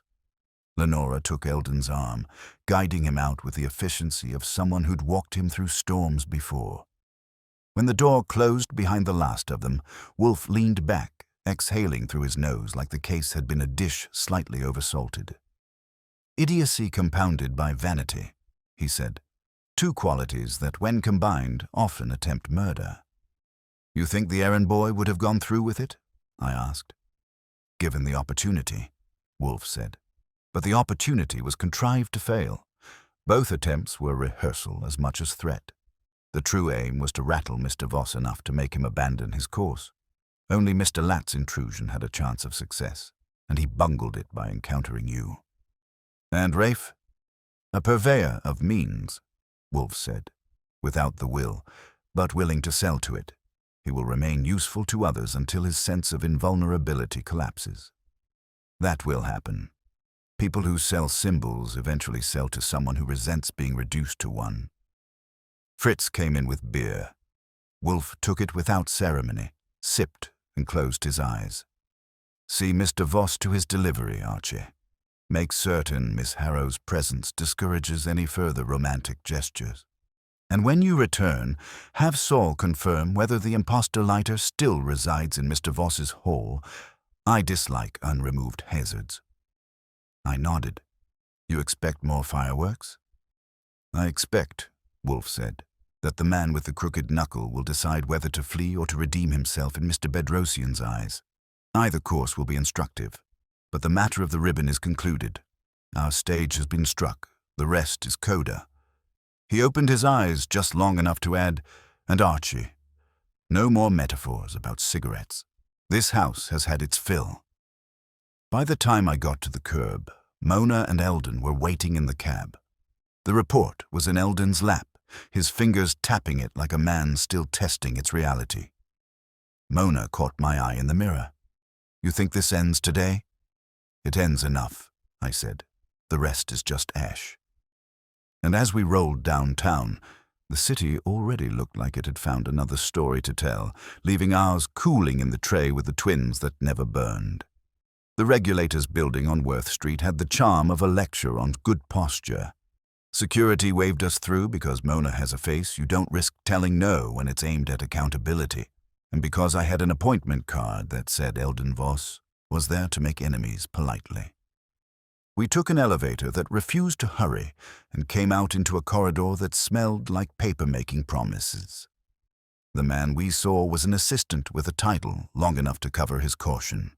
He shook Eldon's hand, took the envelope, time-stamped the receipt, and made the kind of speech you make when you're glad a thing has arrived, but aren't ready to be its guardian. Mona asked short questions and got shorter answers that still meant something. The report would be logged and reviewed. No, they couldn't comment on open matters. Yes, they understood the sensitivity. No, this wasn't the first time decimals had tried to sound like thunder. Eldon signed where he was told and let go like a man dropping a stone down a well he hoped had a bottom. When we came out to the sidewalk, the air was a little less grey and a little more itself. Mona caught my eye. "He did it," she said softly, as if saying it too loud might call it back. "He did it," I said. "Now we see who didn't want him to." It took about 3 seconds to get a sample. A man with a hat that didn't belong to his head drifted near and did a very old trick badly, stumbled, bumped, apologized, and in the same motion fished a lighter from his pocket and brought 2 cigarettes up like he was an altar boy with props. It would have been funny if the ribbon hadn't flashed for a fraction when he separated them. No bow, just the memory of where one had been.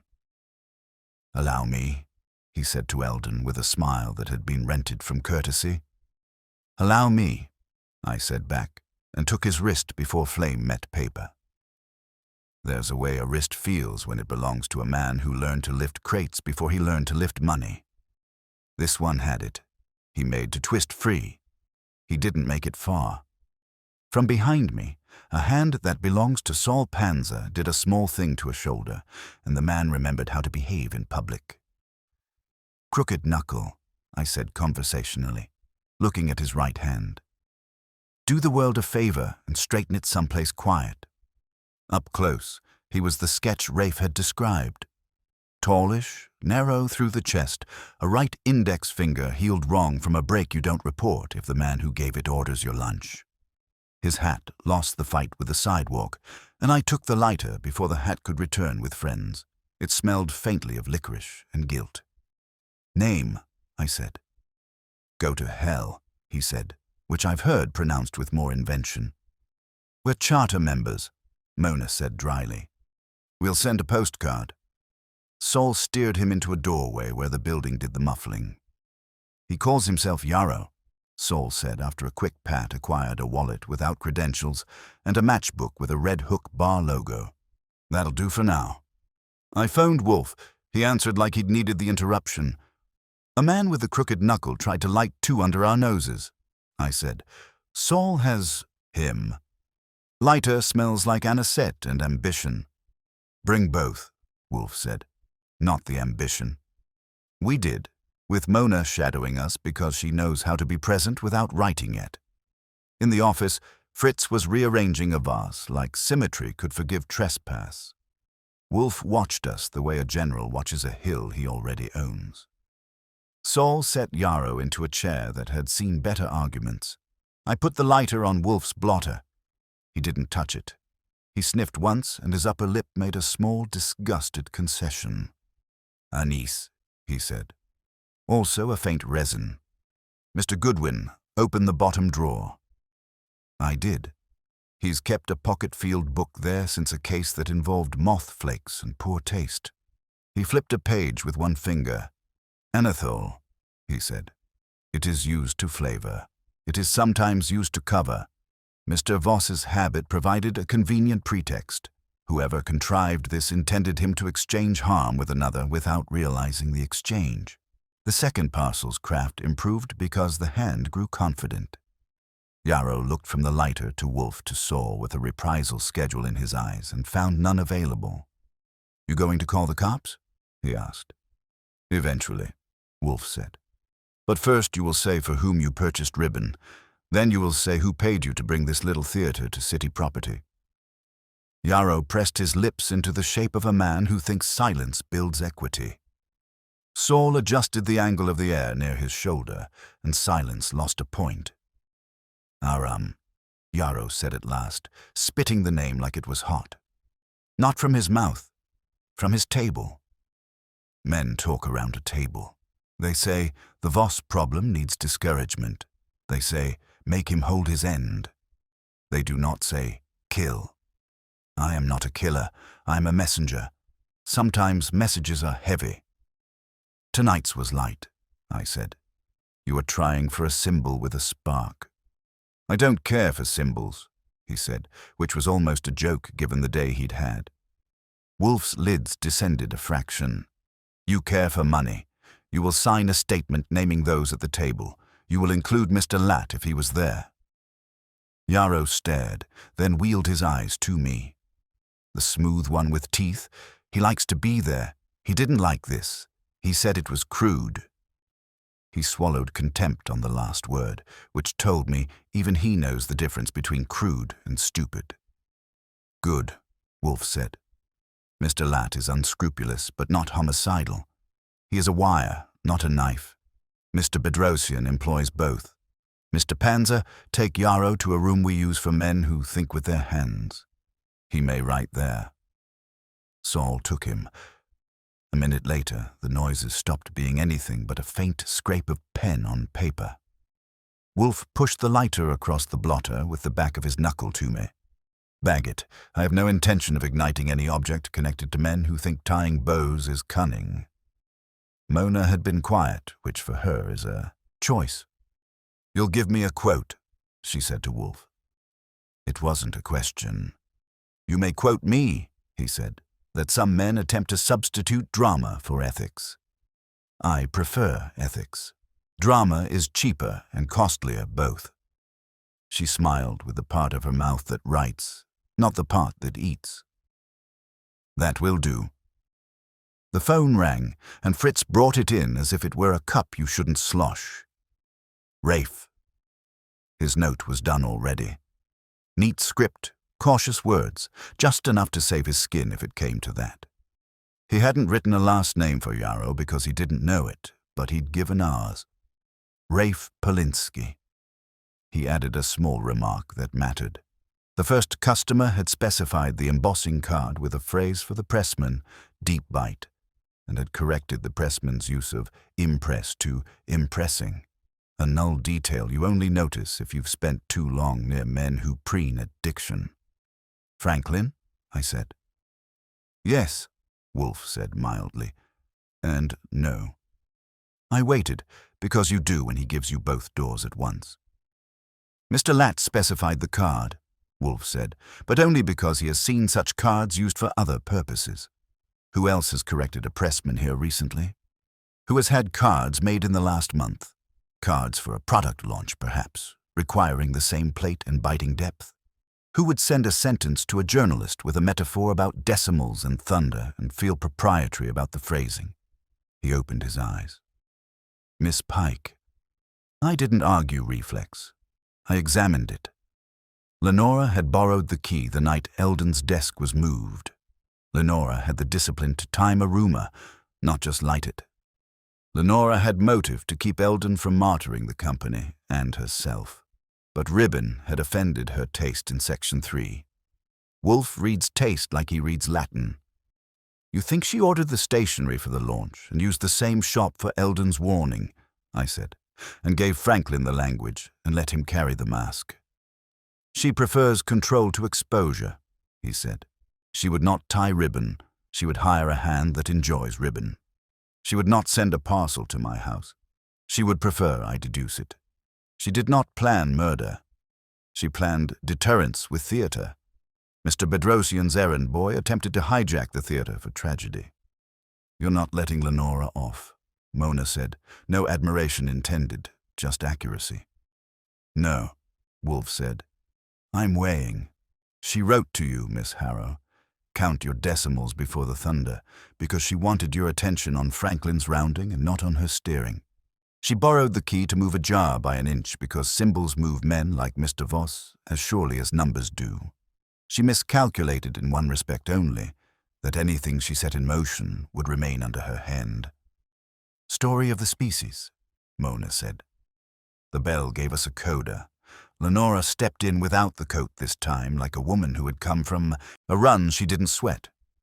She looked at the lighter in the bag, the tray with the twins, and then at Wolfe like she had accepted that gravity was not personal. Eldon's report is delivered, she said. I imagine you know that. I do, Wolfe said. And I know who tried to waylay it and who tried to make a gesture into a wound. He waited the length of a comma. You will tell me what you wrote to Miss Harrow. She could have denied. She didn't. I wrote a line, she said, because Mona has a nose and I wanted it pointed where it would do something other than gnaw me. It was a nudge, not a map. You ordered embossed cards, Wolfe said, for your launch. You corrected a pressman's diction. You used the same shop. It was convenient later to purchase a blank card there. You borrowed a key and moved a jar. You intended Eldon to feel watched. You did not intend him to be harmed. You intended him to delay. Lenora held his gaze a long time and then let go of pride enough to say it. Yes, she said. I tried to slow him, because I thought the regulator would make a spectacle and eat him afterward. I did not send cigarettes. I did not hire the boy with the hand. I would sooner die of boredom than tie a bow on a threat. Your sin was arrogance, Wolfe said, not escalating his voice. You presumed you could shape other people's decisions with theatre. You mistook yourself for their conscience. Mr. Latt mistook himself for their safety valve. Mr. Bedrosian mistook himself for their necessity. I don't like mistakes in my house. What do you like? She asked. Fees, he said, and truth. You will pay the first and sit for the second.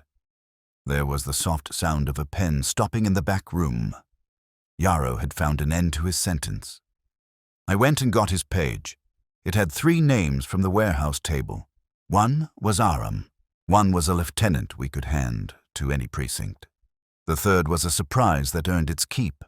Paula, not present, not speaking, listening from a hall and, later, delivering a message with fewer adjectives than a man like Yarrow uses.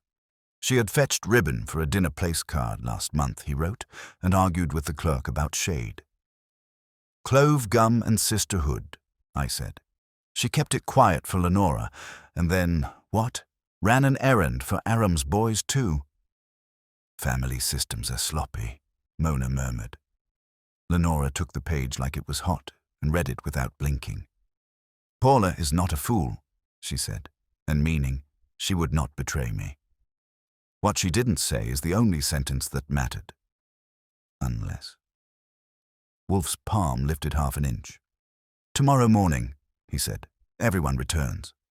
Mr. Voss, Miss Pike, Mr. Latt, Miss Harrow, Mr. Bedrosian, if he enjoys my beer, Rafe, with his statement, and Paula. I will ask a few questions to end the day. Mr. Goodwin, collect Miss Chambers. Do not tell her which sister sits where. I nodded and reached for my hat. Anything else on my way out? I asked. Yes, he said. On your way past 72nd, look at Mr. Voss's hall table. Mr. Panzer has already confirmed the imposter lighter is still there. Take it, bag it, and bring me back the smell. I want to know whether the man who visited my house also visited his and whether they carried the same bottle. Because if they did, Mona said, looking at Lenora, you'll know whether the theatre troupe had a director. Lenora said nothing. She didn't have to. The air had found a new edge. We were no longer talking about ribbon or decimals. We were talking about how far a sister goes to keep a man from ruining her company and himself, and how much latitude a fixer allows himself before he's the one who needs fixing. Outside, the city remembered it had rain to threaten and sirens to rehearse. Inside, Wolfe reached for his beer and kept his eyes open, which is how I knew the next part would be short and sharp. 72nd Street was yawning itself awake when I got there, the kind of late morning that makes doormen philosophical and couriers lie about traffic. Eldon's building had a lobby that pretended rent controlled the weather. I gave the man at the desk my name and my face. He gave me a pen that didn't work and a nod that did. The hall outside Eldon's door smelled like paint that had promised to dry yesterday. The imposter lighter was exactly where Eldon had said it would be, the little chrome lyre on the entry table, sitting square as a saint's tooth. I lifted it with a handkerchief and brought it up slow. If scent is a signature, this one had borrowed the same pen. Anise first, a sweet resin under it, and a ghost of something medicinal that tried to keep its coat on. I bagged it and sealed the mouth, letting Wolfe's future grimace have all the data he could stand. On my way out, a woman 2 doors down opened to the chain like she'd been timing it. Mid-50s, robe with opinions, hair pinned in the universal language of battle. You're with Mr. Voss, she said, not asked. On my better days. She sniffed in the direction of his place. He had a visitor last night. Tap shoes for feet, red tie. Looked like he practiced apologies in the mirror and liked what he heard. He leave a calling card? I asked. He left this building, she said, proud of the line, and closed the chain. Red tie. Rafe had worn one close to scarlet. Franklin prefers his at a smug angle. It didn't matter whether the neighbor could tell shades. The point was, someone had checked the table. I phoned Saul. Confirm a red tie traipsing through 72nd last night, I said. Confirm, Saul said. Not Rafe. Too broad. Not Franklin. Too light. A man wearing someone else's shirt. The super says he buzzed himself in like a resident. Yarrow? I said. Could be, Saul said. Could also be a cousin you haven't met. He left nothing but the smell, a candy store and a promise to return in a better story. Keep it warm, I said, and pocketed the bag with the lighter. From there I cut south and east to Lenora's offices because the third item on Wolfe's list had a first name, Paula. If you want to test a structure for weakness, ask to see the person who never breaks and then hand her a schedule.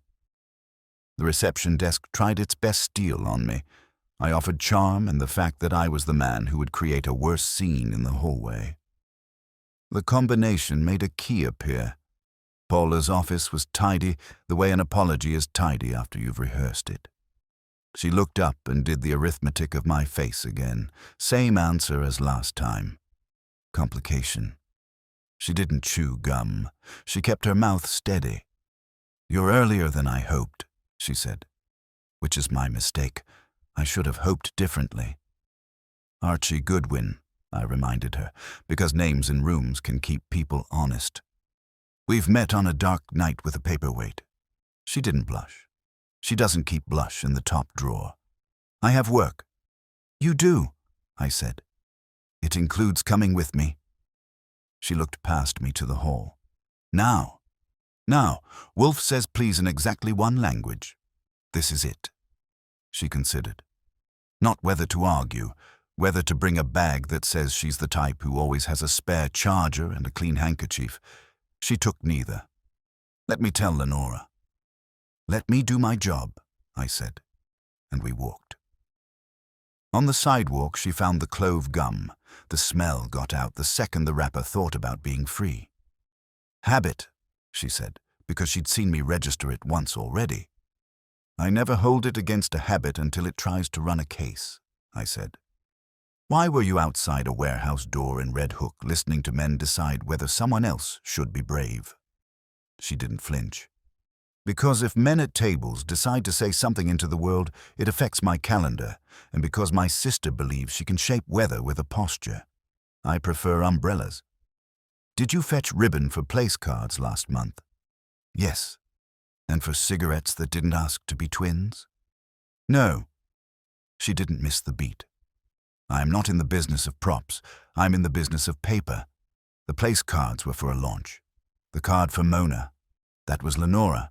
She told me after she did it because she thinks I should know what I have to clean." "Did you ever come to my house?" I said. That was the first time she tripped. It was small. Her eyes went where people's eyes go when they're remembering furniture. She corrected it quick. "No," she said. "I have no interest in your orchids or your carpet." "You didn't move a spice jar by a degree?" She let out a breath that thought about being a laugh and settled for being a frown. "You think I'd choose cloves in that kitchen? Fritz would never forgive me."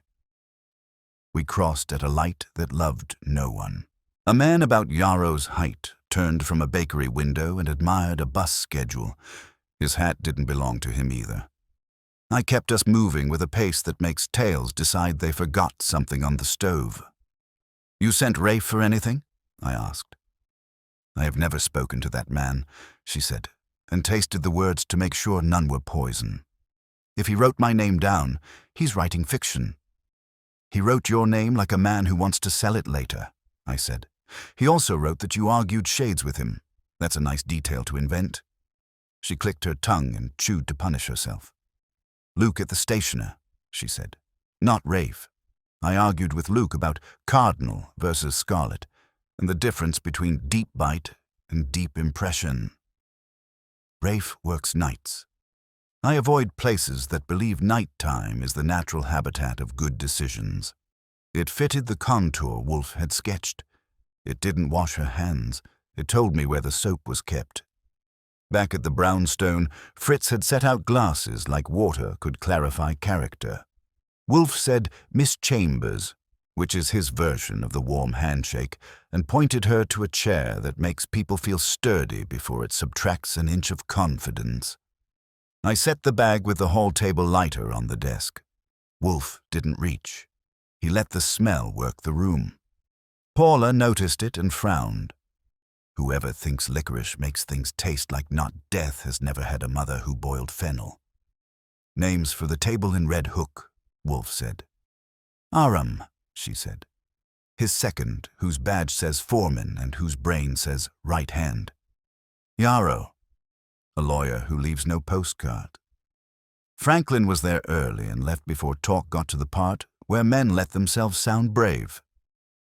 Did you deliver messages between that table and your sister? Wolfe asked. Of course, she said. I am a conduit. It is my job to translate thunder into calendar entries. When men said discouragement, I told Lenora to wear flats the next day. You borrowed Lenora's key the night Mr. Voss's desk was touched, Wolfe said. I did, she said. The office cleaner had a family emergency and I prefer my surfaces less honest. You moved a paperweight and a jar of cloves, Wolfe said. The jar of cloves belongs nowhere near a desk, she said. It was a gift from a client with a nose that reads too slow. It was choking the room. I moved it to the shelf. Your gum was in my hall, Wolfe said. The scent was not Fritz's. I dislike lies in short rooms. She looked at him with the face of a woman choosing how to lose less. I was in your hall, she said, not your office. Last night after I left the stationer with Luke because I needed more place cards for the launch postcards we're not sending. I came because I wanted to see whether Eldon had burrowed himself into your furniture the way he burrows into trouble. I knocked. No one answered. I left the lighter on the table because I found it under my car seat when I left his place the day before, and I thought it was his. I did not realize it was an imposter. I didn't want to spook him more by calling it midnight. I left. If I moved a jar in your kitchen, it was because Fritz keeps cumin too far left. Fritz, who had drifted to the doorway for that, made a small boom, like he might forgive her if she also repented for overcooking lamb in 2009. Wolfe's lids fell a millimeter, which is how he blinks when he doesn't want people to think he blinks. You left the lighter in my hall because you believed it was Mr. Voss's and because you were also in his apartment earlier, Wolfe said. I have lived a practical life, she said. It makes people think I enjoy being everywhere. I don't. I enjoy being where things are about to break and can still be taped. And the clove, Wolfe said. You chewed it in my hall. You chewed it everywhere. It isn't proof of anything but habit. I told you, she said. Habit is what I have instead of a hobby. He let that rest. Tomorrow, he said, you will return here with Mr. Voss. You will sit to the right of Miss Pike and you will not speak out of turn.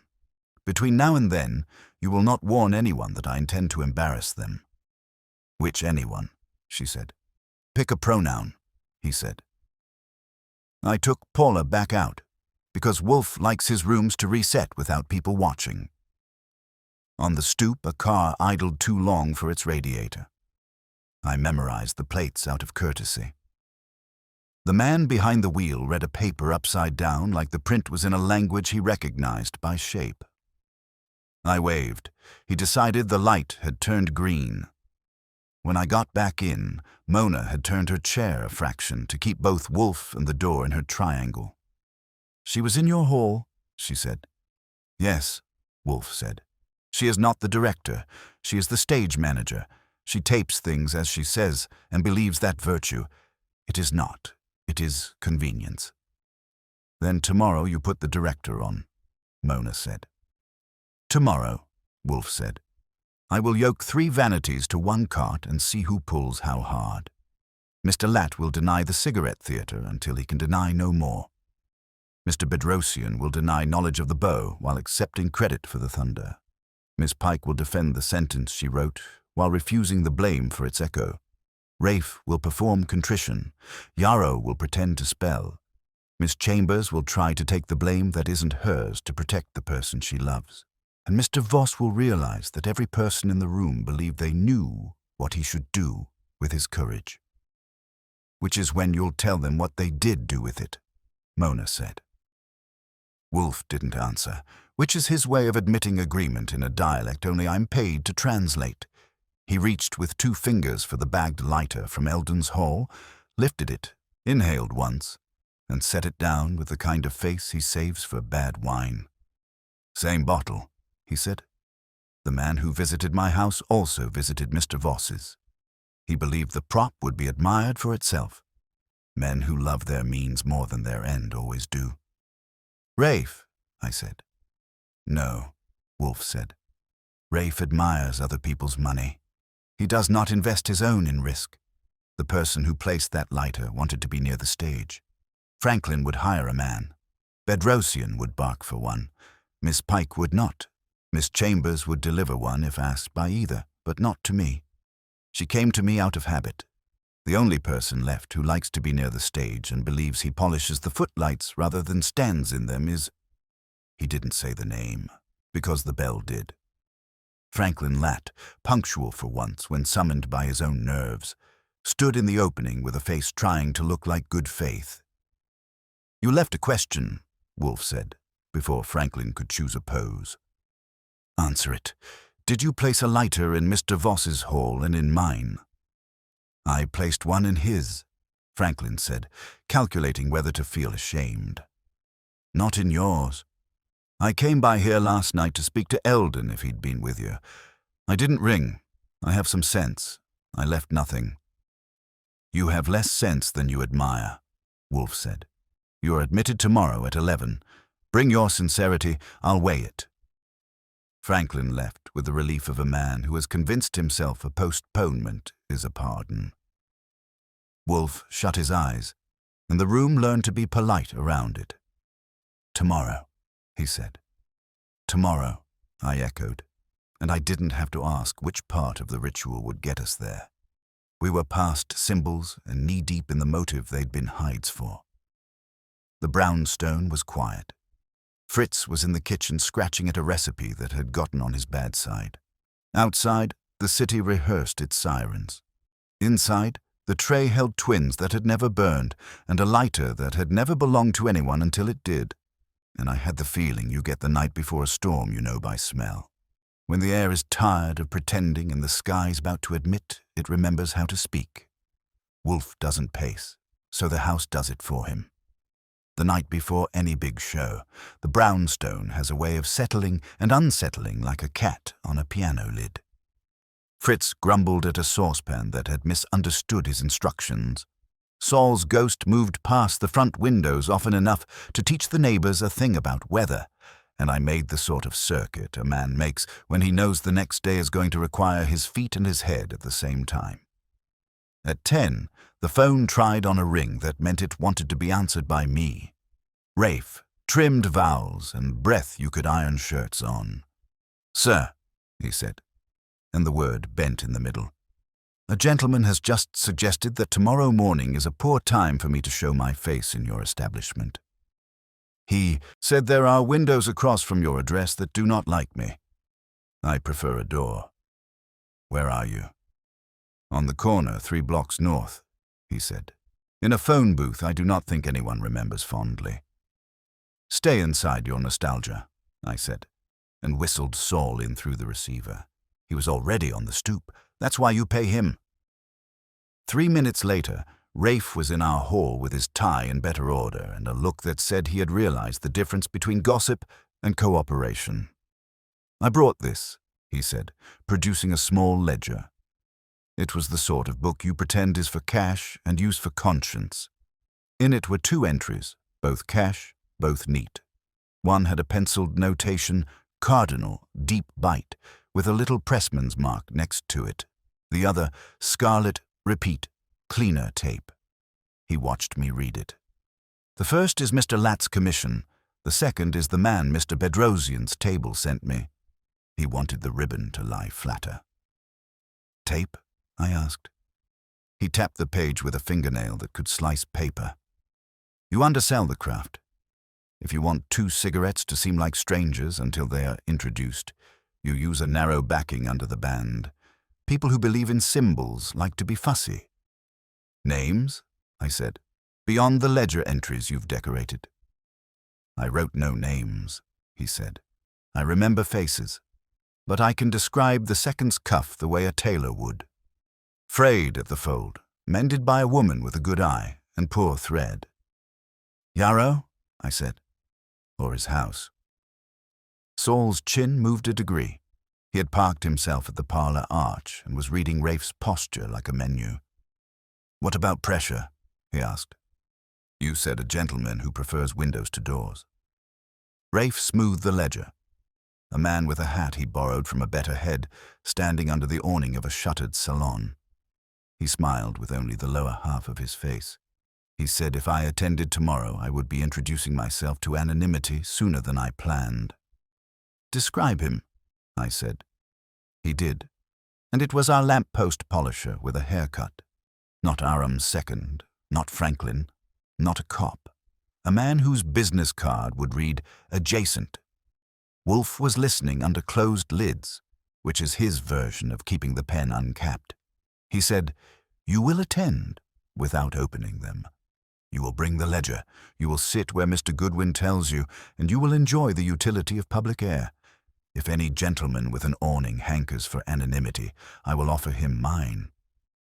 Rafe exhaled like a balloon that had decided to stay a balloon. He left with Saul, who enjoys walking nervous men home because nervous men notice things in windows they don't when they're brave. By midnight, the house had sniffed everything it wanted to and slept. I didn't. I checked the red cabinet, the cufflink I'd fished out of my pocket, the bagged lighters, and my pencil. You can't sharpen a pencil into a plan, but you can feel prepared holding one. Morning looked like it had been up late on someone else's business. I did my route, call to the regulator. They confirmed receipt and logged intake, a sentence with no adjectives but enough meaning. Call to Lenora. She confirmed attendance and asked whether she should bring counsel. I said bring a face that could hear. Call to Franklin. He said of course, as if arriving at anything but his own mirror was his favorite sport. And a knock on the door at 9:30 from a courier who delivered nothing but a flowerless card. 11. If our awning enthusiast wanted to impress us with numeracy, he should have tried 9. 11 was already on the menu. They arrived the way New Yorkers do when you promise drama without a cover charge. Lenora, at 10:49, composed like a verdict. Eldon, 2 minutes later, eyes clear enough to make me think he'd slept. I didn't ask what that cost him. Mona with a notebook and a jacket that could pass for armor in print. Franklin at 10:54, with a smile that had considered being humble and changed its mind at the last second. Aram at 11:-2, with a man who didn't call himself a lawyer but wore a ring that cost as much as a cautionary tale. Rafe slid in under my hand at the door and kept his eyes on the rug like it might tell him how to behave.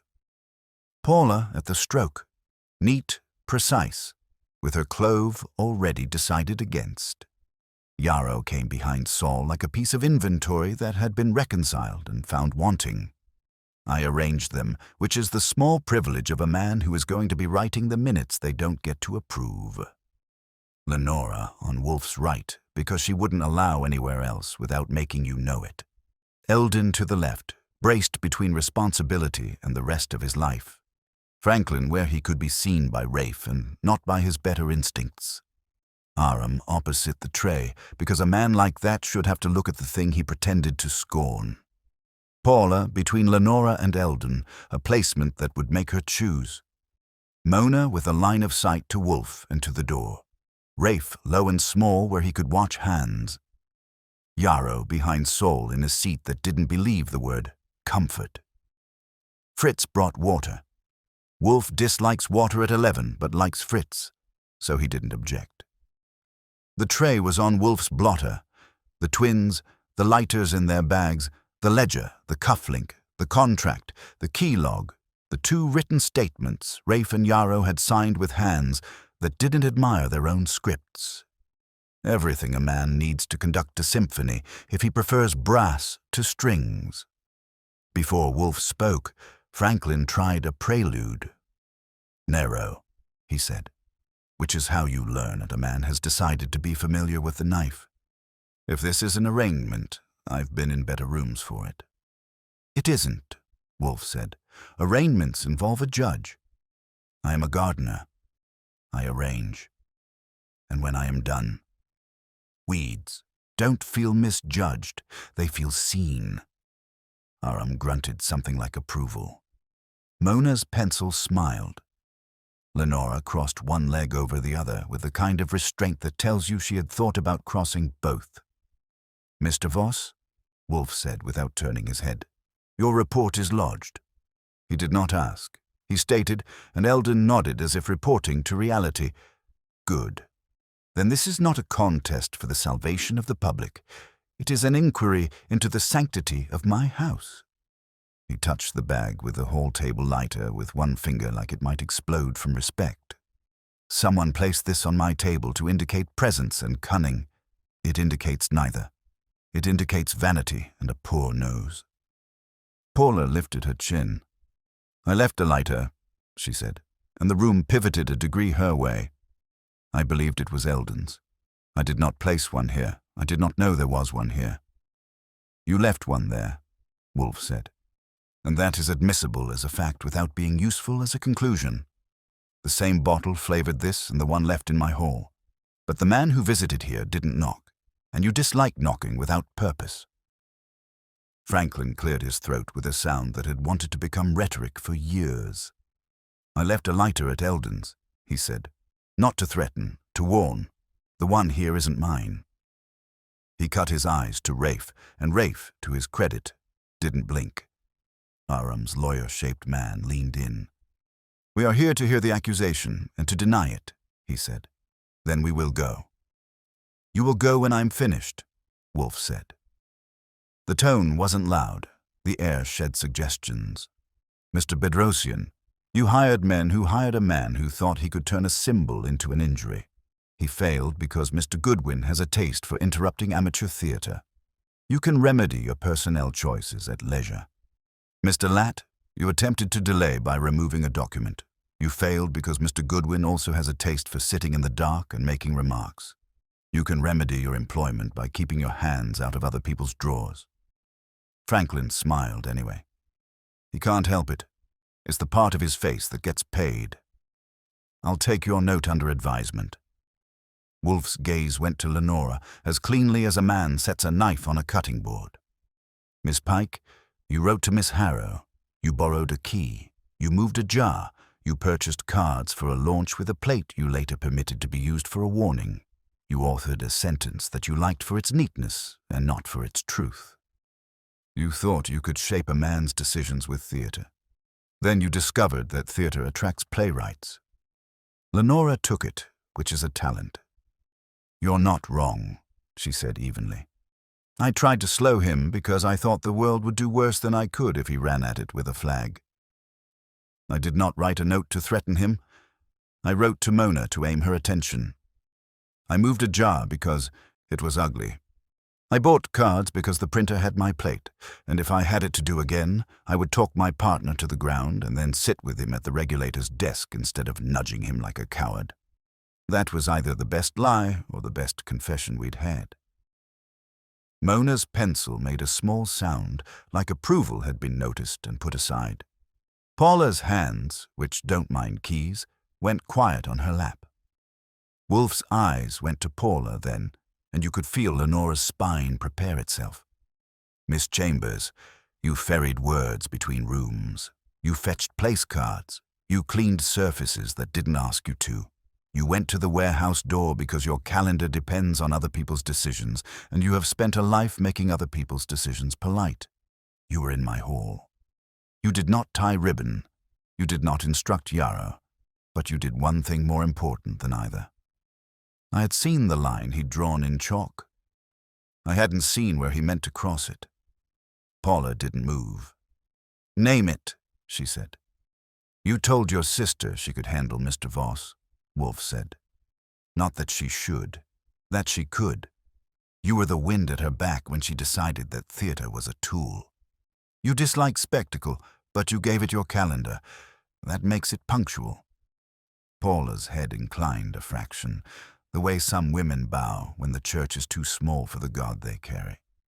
I am the person who keeps the water hot, she said. Yes. Good, Wolfe said.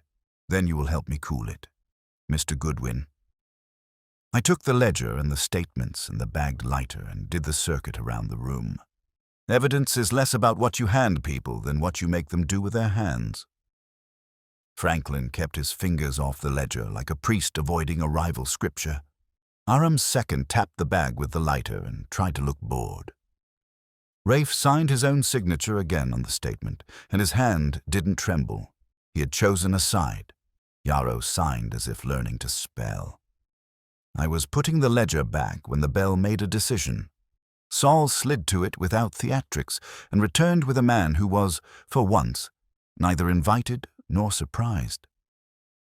Awning hat, improved by a shave and a jacket and the same expression some men wear to funerals they attend for networking. He had a folded note in his glove. He had the wrong amount of confidence in his mouth.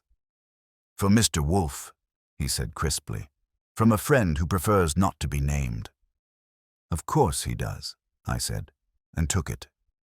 Wolfe pointed. I unfolded. The card was from Lenora's printer, plate biting deep, blank except for one sentence in a type that had developed opinions. A spectacle is only as good as its audience. It was either a taunt or a compliment. In this room, it was a mistake. Wolfe looked around once, and the room learned how still furniture can be when it's listening.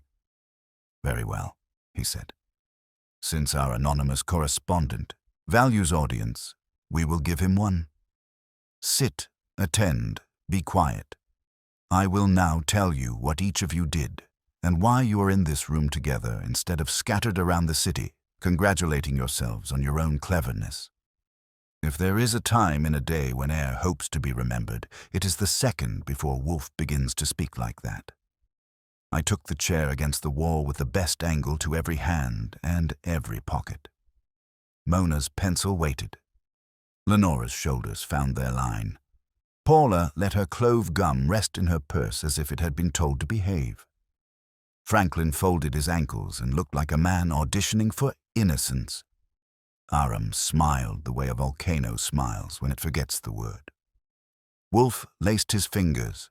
The twins on the tray lay red and foolish. "Mr. Voss," he said, "light nothing. For the next 20 minutes I will do the burning." Wolfe didn't raise his voice. He set the pieces in a row the way Fritz sets knives before a roast. "This began," he said, "with a sentence. Tomorrow you'll be holding your own murder weapon." It is a sentence written by a man who admires his phrasing. The first performance was a parcel. 2 cigarettes tied with ribbon, harmless. Its purpose was to frighten Mr. Voss into delay. The commissioner was Mr. Latt. He had the motive. Delay serves his clients and his appetite and the means. Our stationer. The plate Miss Pike had already paid to prepare for her launch, and the habit of correcting tradesmen's terms. Deep bite is not a phrase a lobbyist learns from hymns. His eyes touched Franklin once, then moved on before Franklin could decide how much to look wounded. The second performance refined the first. The ribbon was changed by shade, the cigarettes coated, anethole and a masking resin sufficient to cover an adulterant, whether or not Yarrow had the courage to add one. The commissioner was a table, not a man. Mr. Bedrosian speaks, his second translates, a messenger enacts. They wanted discouragement to seem fatal without bearing the cost of intending death. It is the cowardice of men who love necessity when it excuses them. Sai. Aram's jaw moved. His lawyer-shaped companion leaned in to practice being temperature. Wolfe ignored both. Rafe tied both pairs because Rafe sells means without asking after ends. He also kept a ledger because men who traffic in discretion keep a Bible even when they don't pray. In it, cardinal, deep bite and scarlet. Repeat, cleaner tape. Tape to keep the band flat, so a habit would not notice interruption until the gesture was complete. He touched the bagged lighters with a fingertip, as if disapproving at the molecular level. The props multiplied, a lighter left at Mr. Voss's door to symbolize intimacy with his hand. Mr. Latt left one. He admits it. Additional lighters were prepared from the same bottle. One traveled under Miss Chambers' car seat and ended on my hall table because she believed it was Mr. Voss's and because she's the kind of practical woman who puts objects where she thinks they belong. The same scent, anise forward, resin beneath, announces one source. He moved his gaze to Lenora. Around these performances ran a chorus of lesser provocations. Keys borrowed, a paperweight displaced, a jar of cloves moved. You moved the jar because you hated it. You borrowed the key because you hate dirt. You wrote to Miss Harrow because you prefer to point noses rather than feel them on your neck. The line about decimals and thunder is yours. Rhetoric is not a crime. But you mistook rhetoric for policy. Lenora didn't glance at Mona, which counted as discipline. Yes, she said, that part is mine. Good, Wolfe said. We arrive at the part that concerns me. Someone came into my house to place a prop, believing the presence itself would act as a second warning, a boast of reach. Not Mr. Latt. He likes rooms where applause is possible. Not Mr. Bedrosian. He sends men. He does not ring bells. Not Miss Pike. She doesn't mark territory with toys. Miss Chambers was in my hall by confession, and I accept that. But the note delivered this morning, he lifted the card Awning Hat had carried. The plate bite clean and deep. And the gentleman who threatens Rafe from the shadow of an awning are of the same genus. Men who think audience confers authorship. This one works for whoever paid yesterday. Today, that is the table in Red Hook. Tomorrow, it might be Mr. Latt, a parasite of leverage. Awning Hat sat very straight in his borrowed jacket, which is how a man sits when he is deciding whether to be offended for a fee. Wolfe spared him no more. Now the responsibilities. Mr. Latt, you entered Mr. Voss's office at night with gloves and removed a document. You will be charged with burglary and tampering. Your cufflink will make a charming exhibit. If you persist in saying you meant benevolence, keep it for your sentencing. Judges adore irony when it wears cufflinks.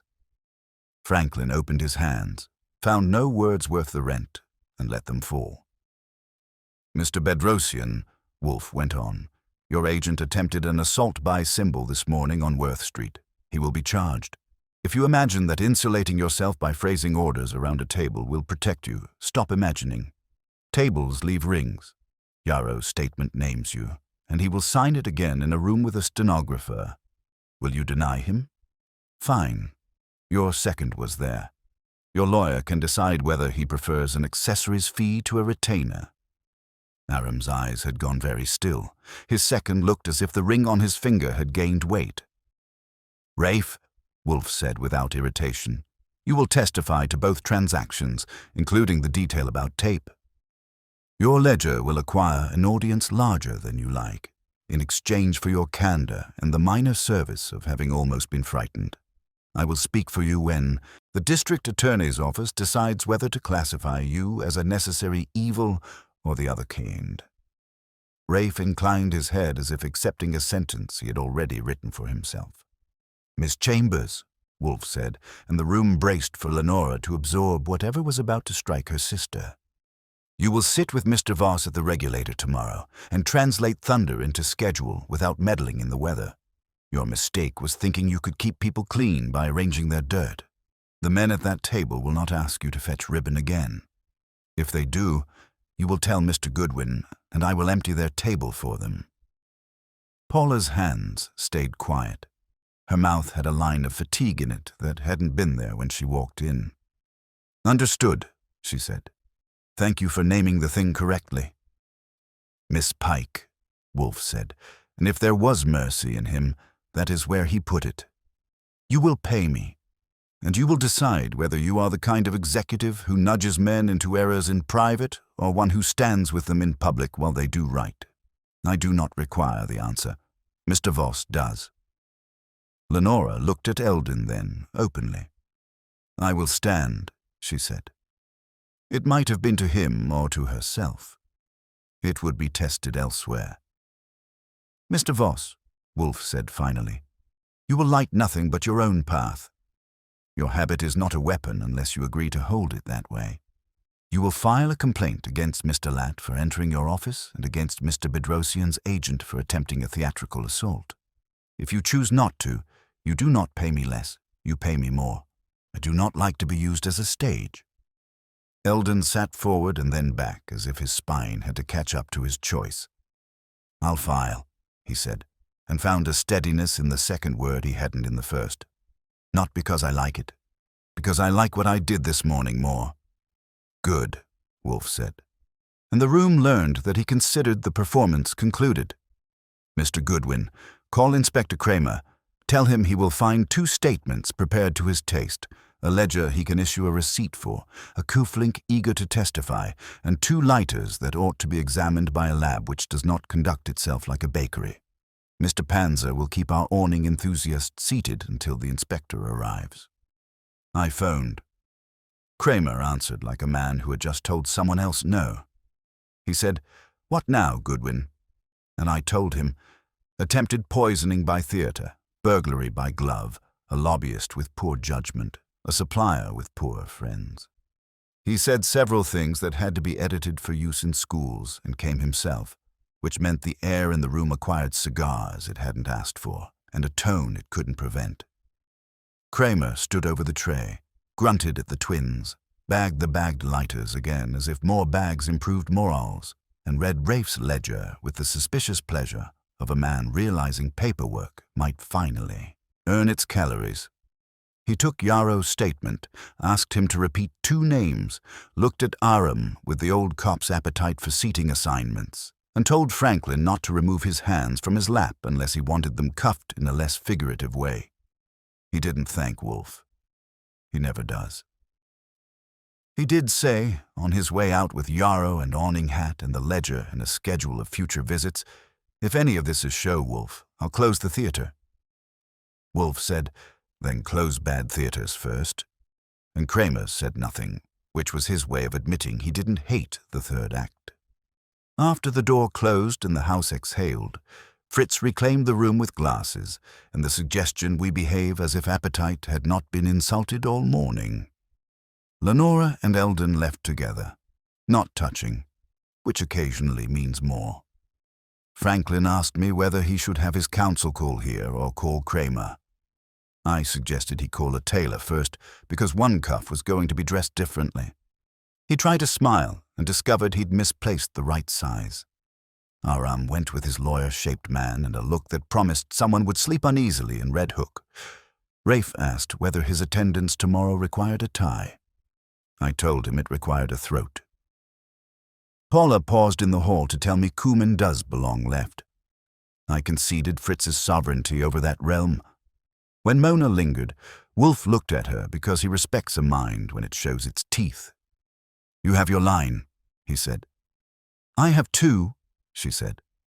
"One you gave me. Drama is cheaper and costlier both. The other I'll attribute to a source close to events. If you want to kill a man with his own habit, you have to start by hating your own."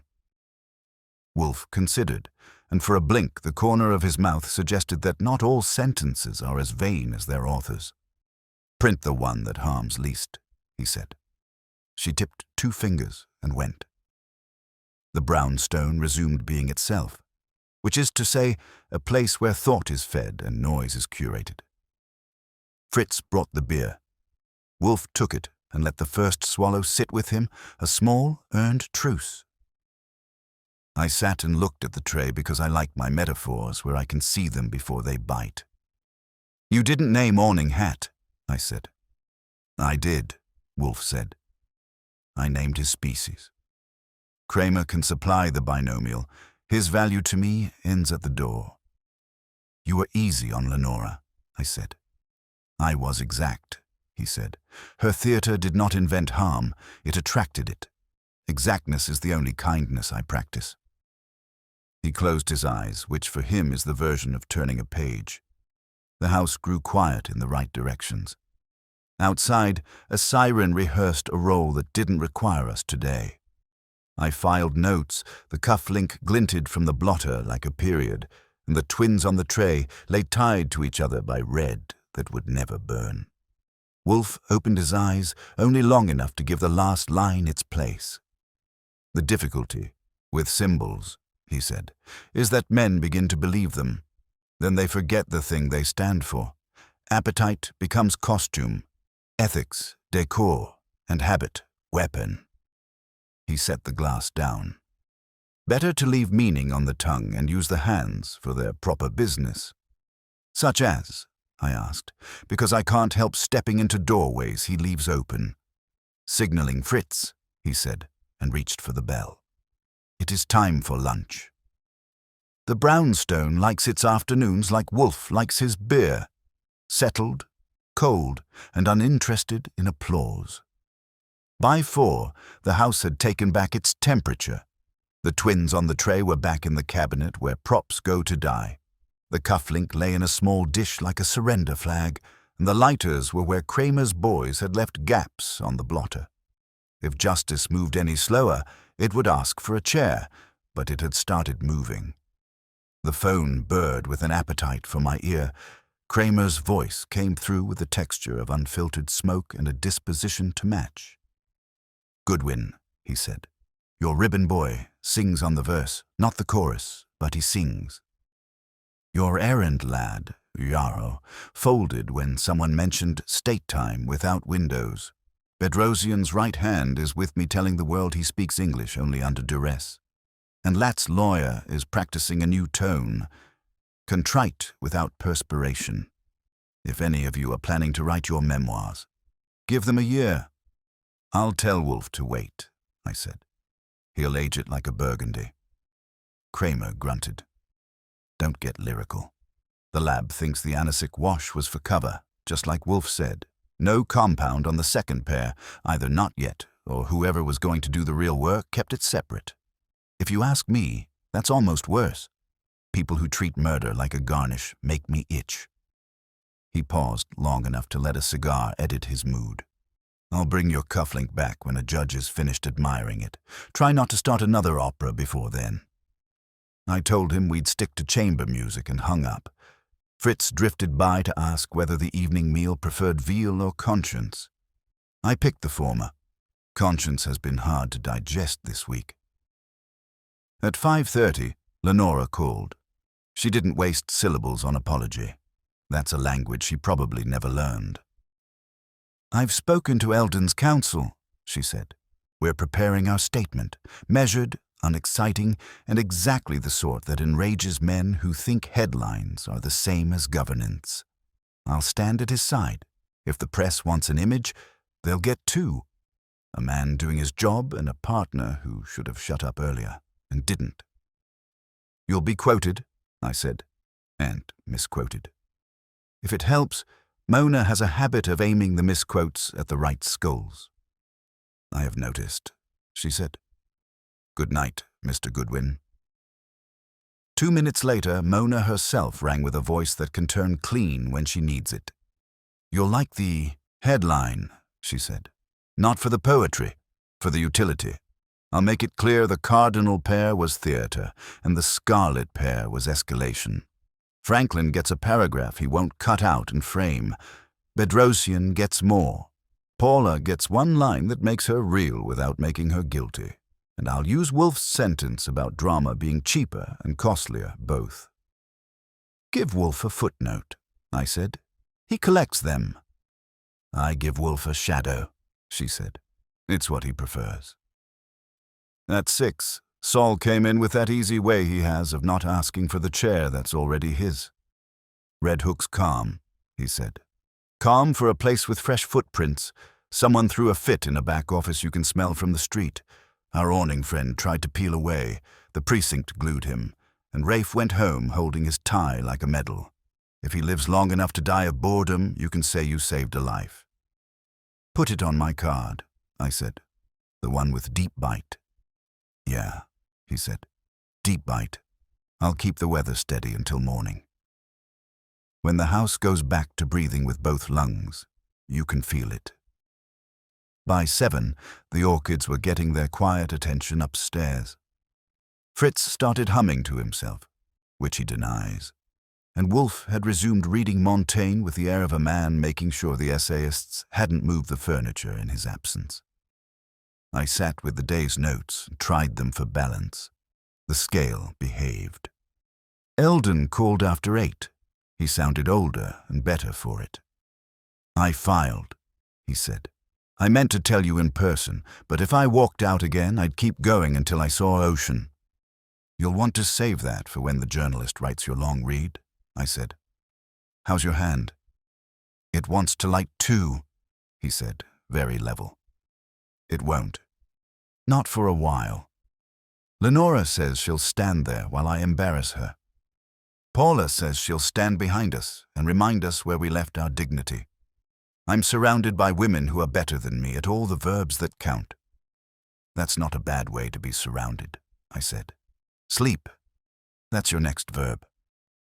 I'll try, he said, and was gone. Dinner arrived when it ought.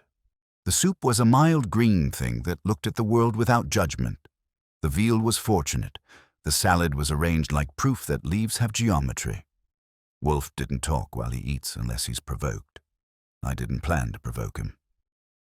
I let the day ease out of my shoulders and into the chair. When a man like Wolfe wants the epilogue, he doesn't waste the table. He waited until we were back in the office and the beer had made its peace with the glass. He set it down and gave me a look that meant, proceed. You were rough on Lat in the room, I said. Rougher than usual, even for a man allergic to cologne. He was rough on my tolerance, Wolfe said, breaking into a man's office to keep him from speaking, because you believe you can rescue him later from your own effrontery, is the kind of benevolence that ruins countries. You were easier on Lenora, I risked, because if you want the right line, you sometimes have to go in crooked. For a woman who tried to shape a man with symbols, she got away with a fee.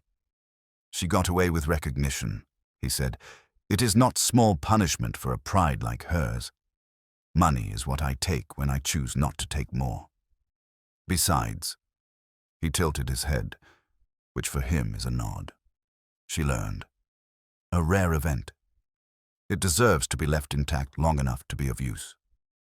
Paula, I said. Paula is competent, he said. Competence is a vice in organizations run by appetite. It makes men think they are moral because their calendars align.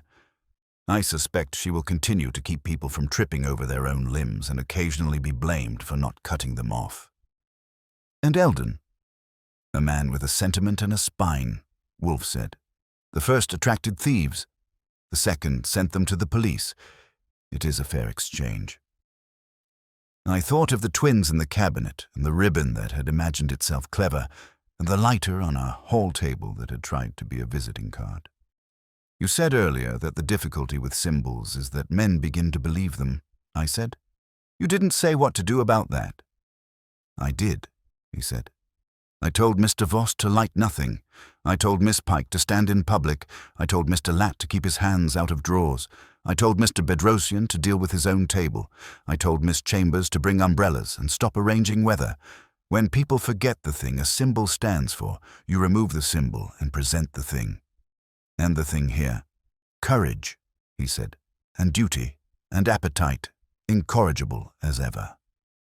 The bell rang. Fritz answered and returned with an envelope that carried itself like it had a coat on. He presented it to me. I presented it to Wolfe. It was from the regulator. Quick work for a building that doesn't run. A receipt and a notice of preliminary action.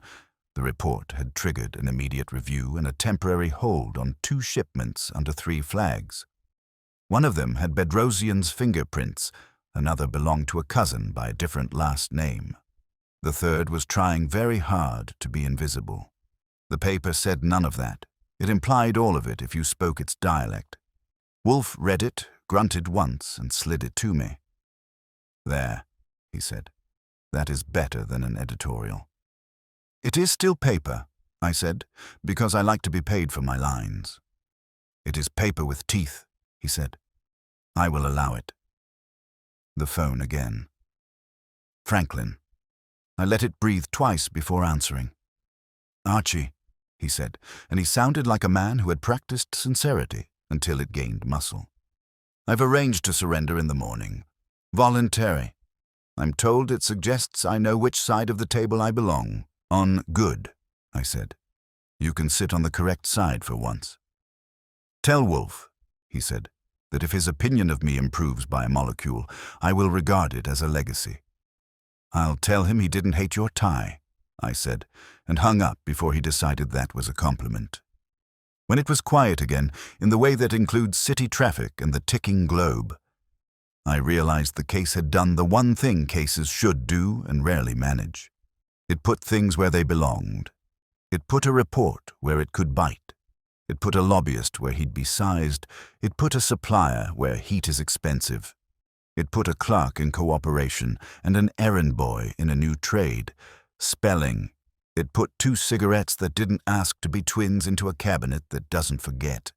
And it put Wolfe back in his chair, which is the center of any map that matters to me, with his beer and his orchids and the small, satisfied gravity he gets when he has made other men stop confusing theater for method. I stood because the day had joined the furniture and I could leave it there. "Anything else?" I asked. "Yes," he said. "Tell Fritz that cloves have never belonged in this house unless they are drowning in a ham.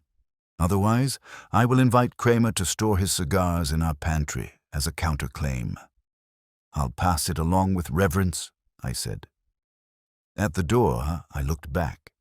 He'd closed his eyes, which means he'd opened whichever part of his head arranges humanity into sentences and commas. The tray was empty of twins and drama. The blotter was clean except for the imprint left by the cufflink dish. Outside, a siren thought about mattering and then didn't.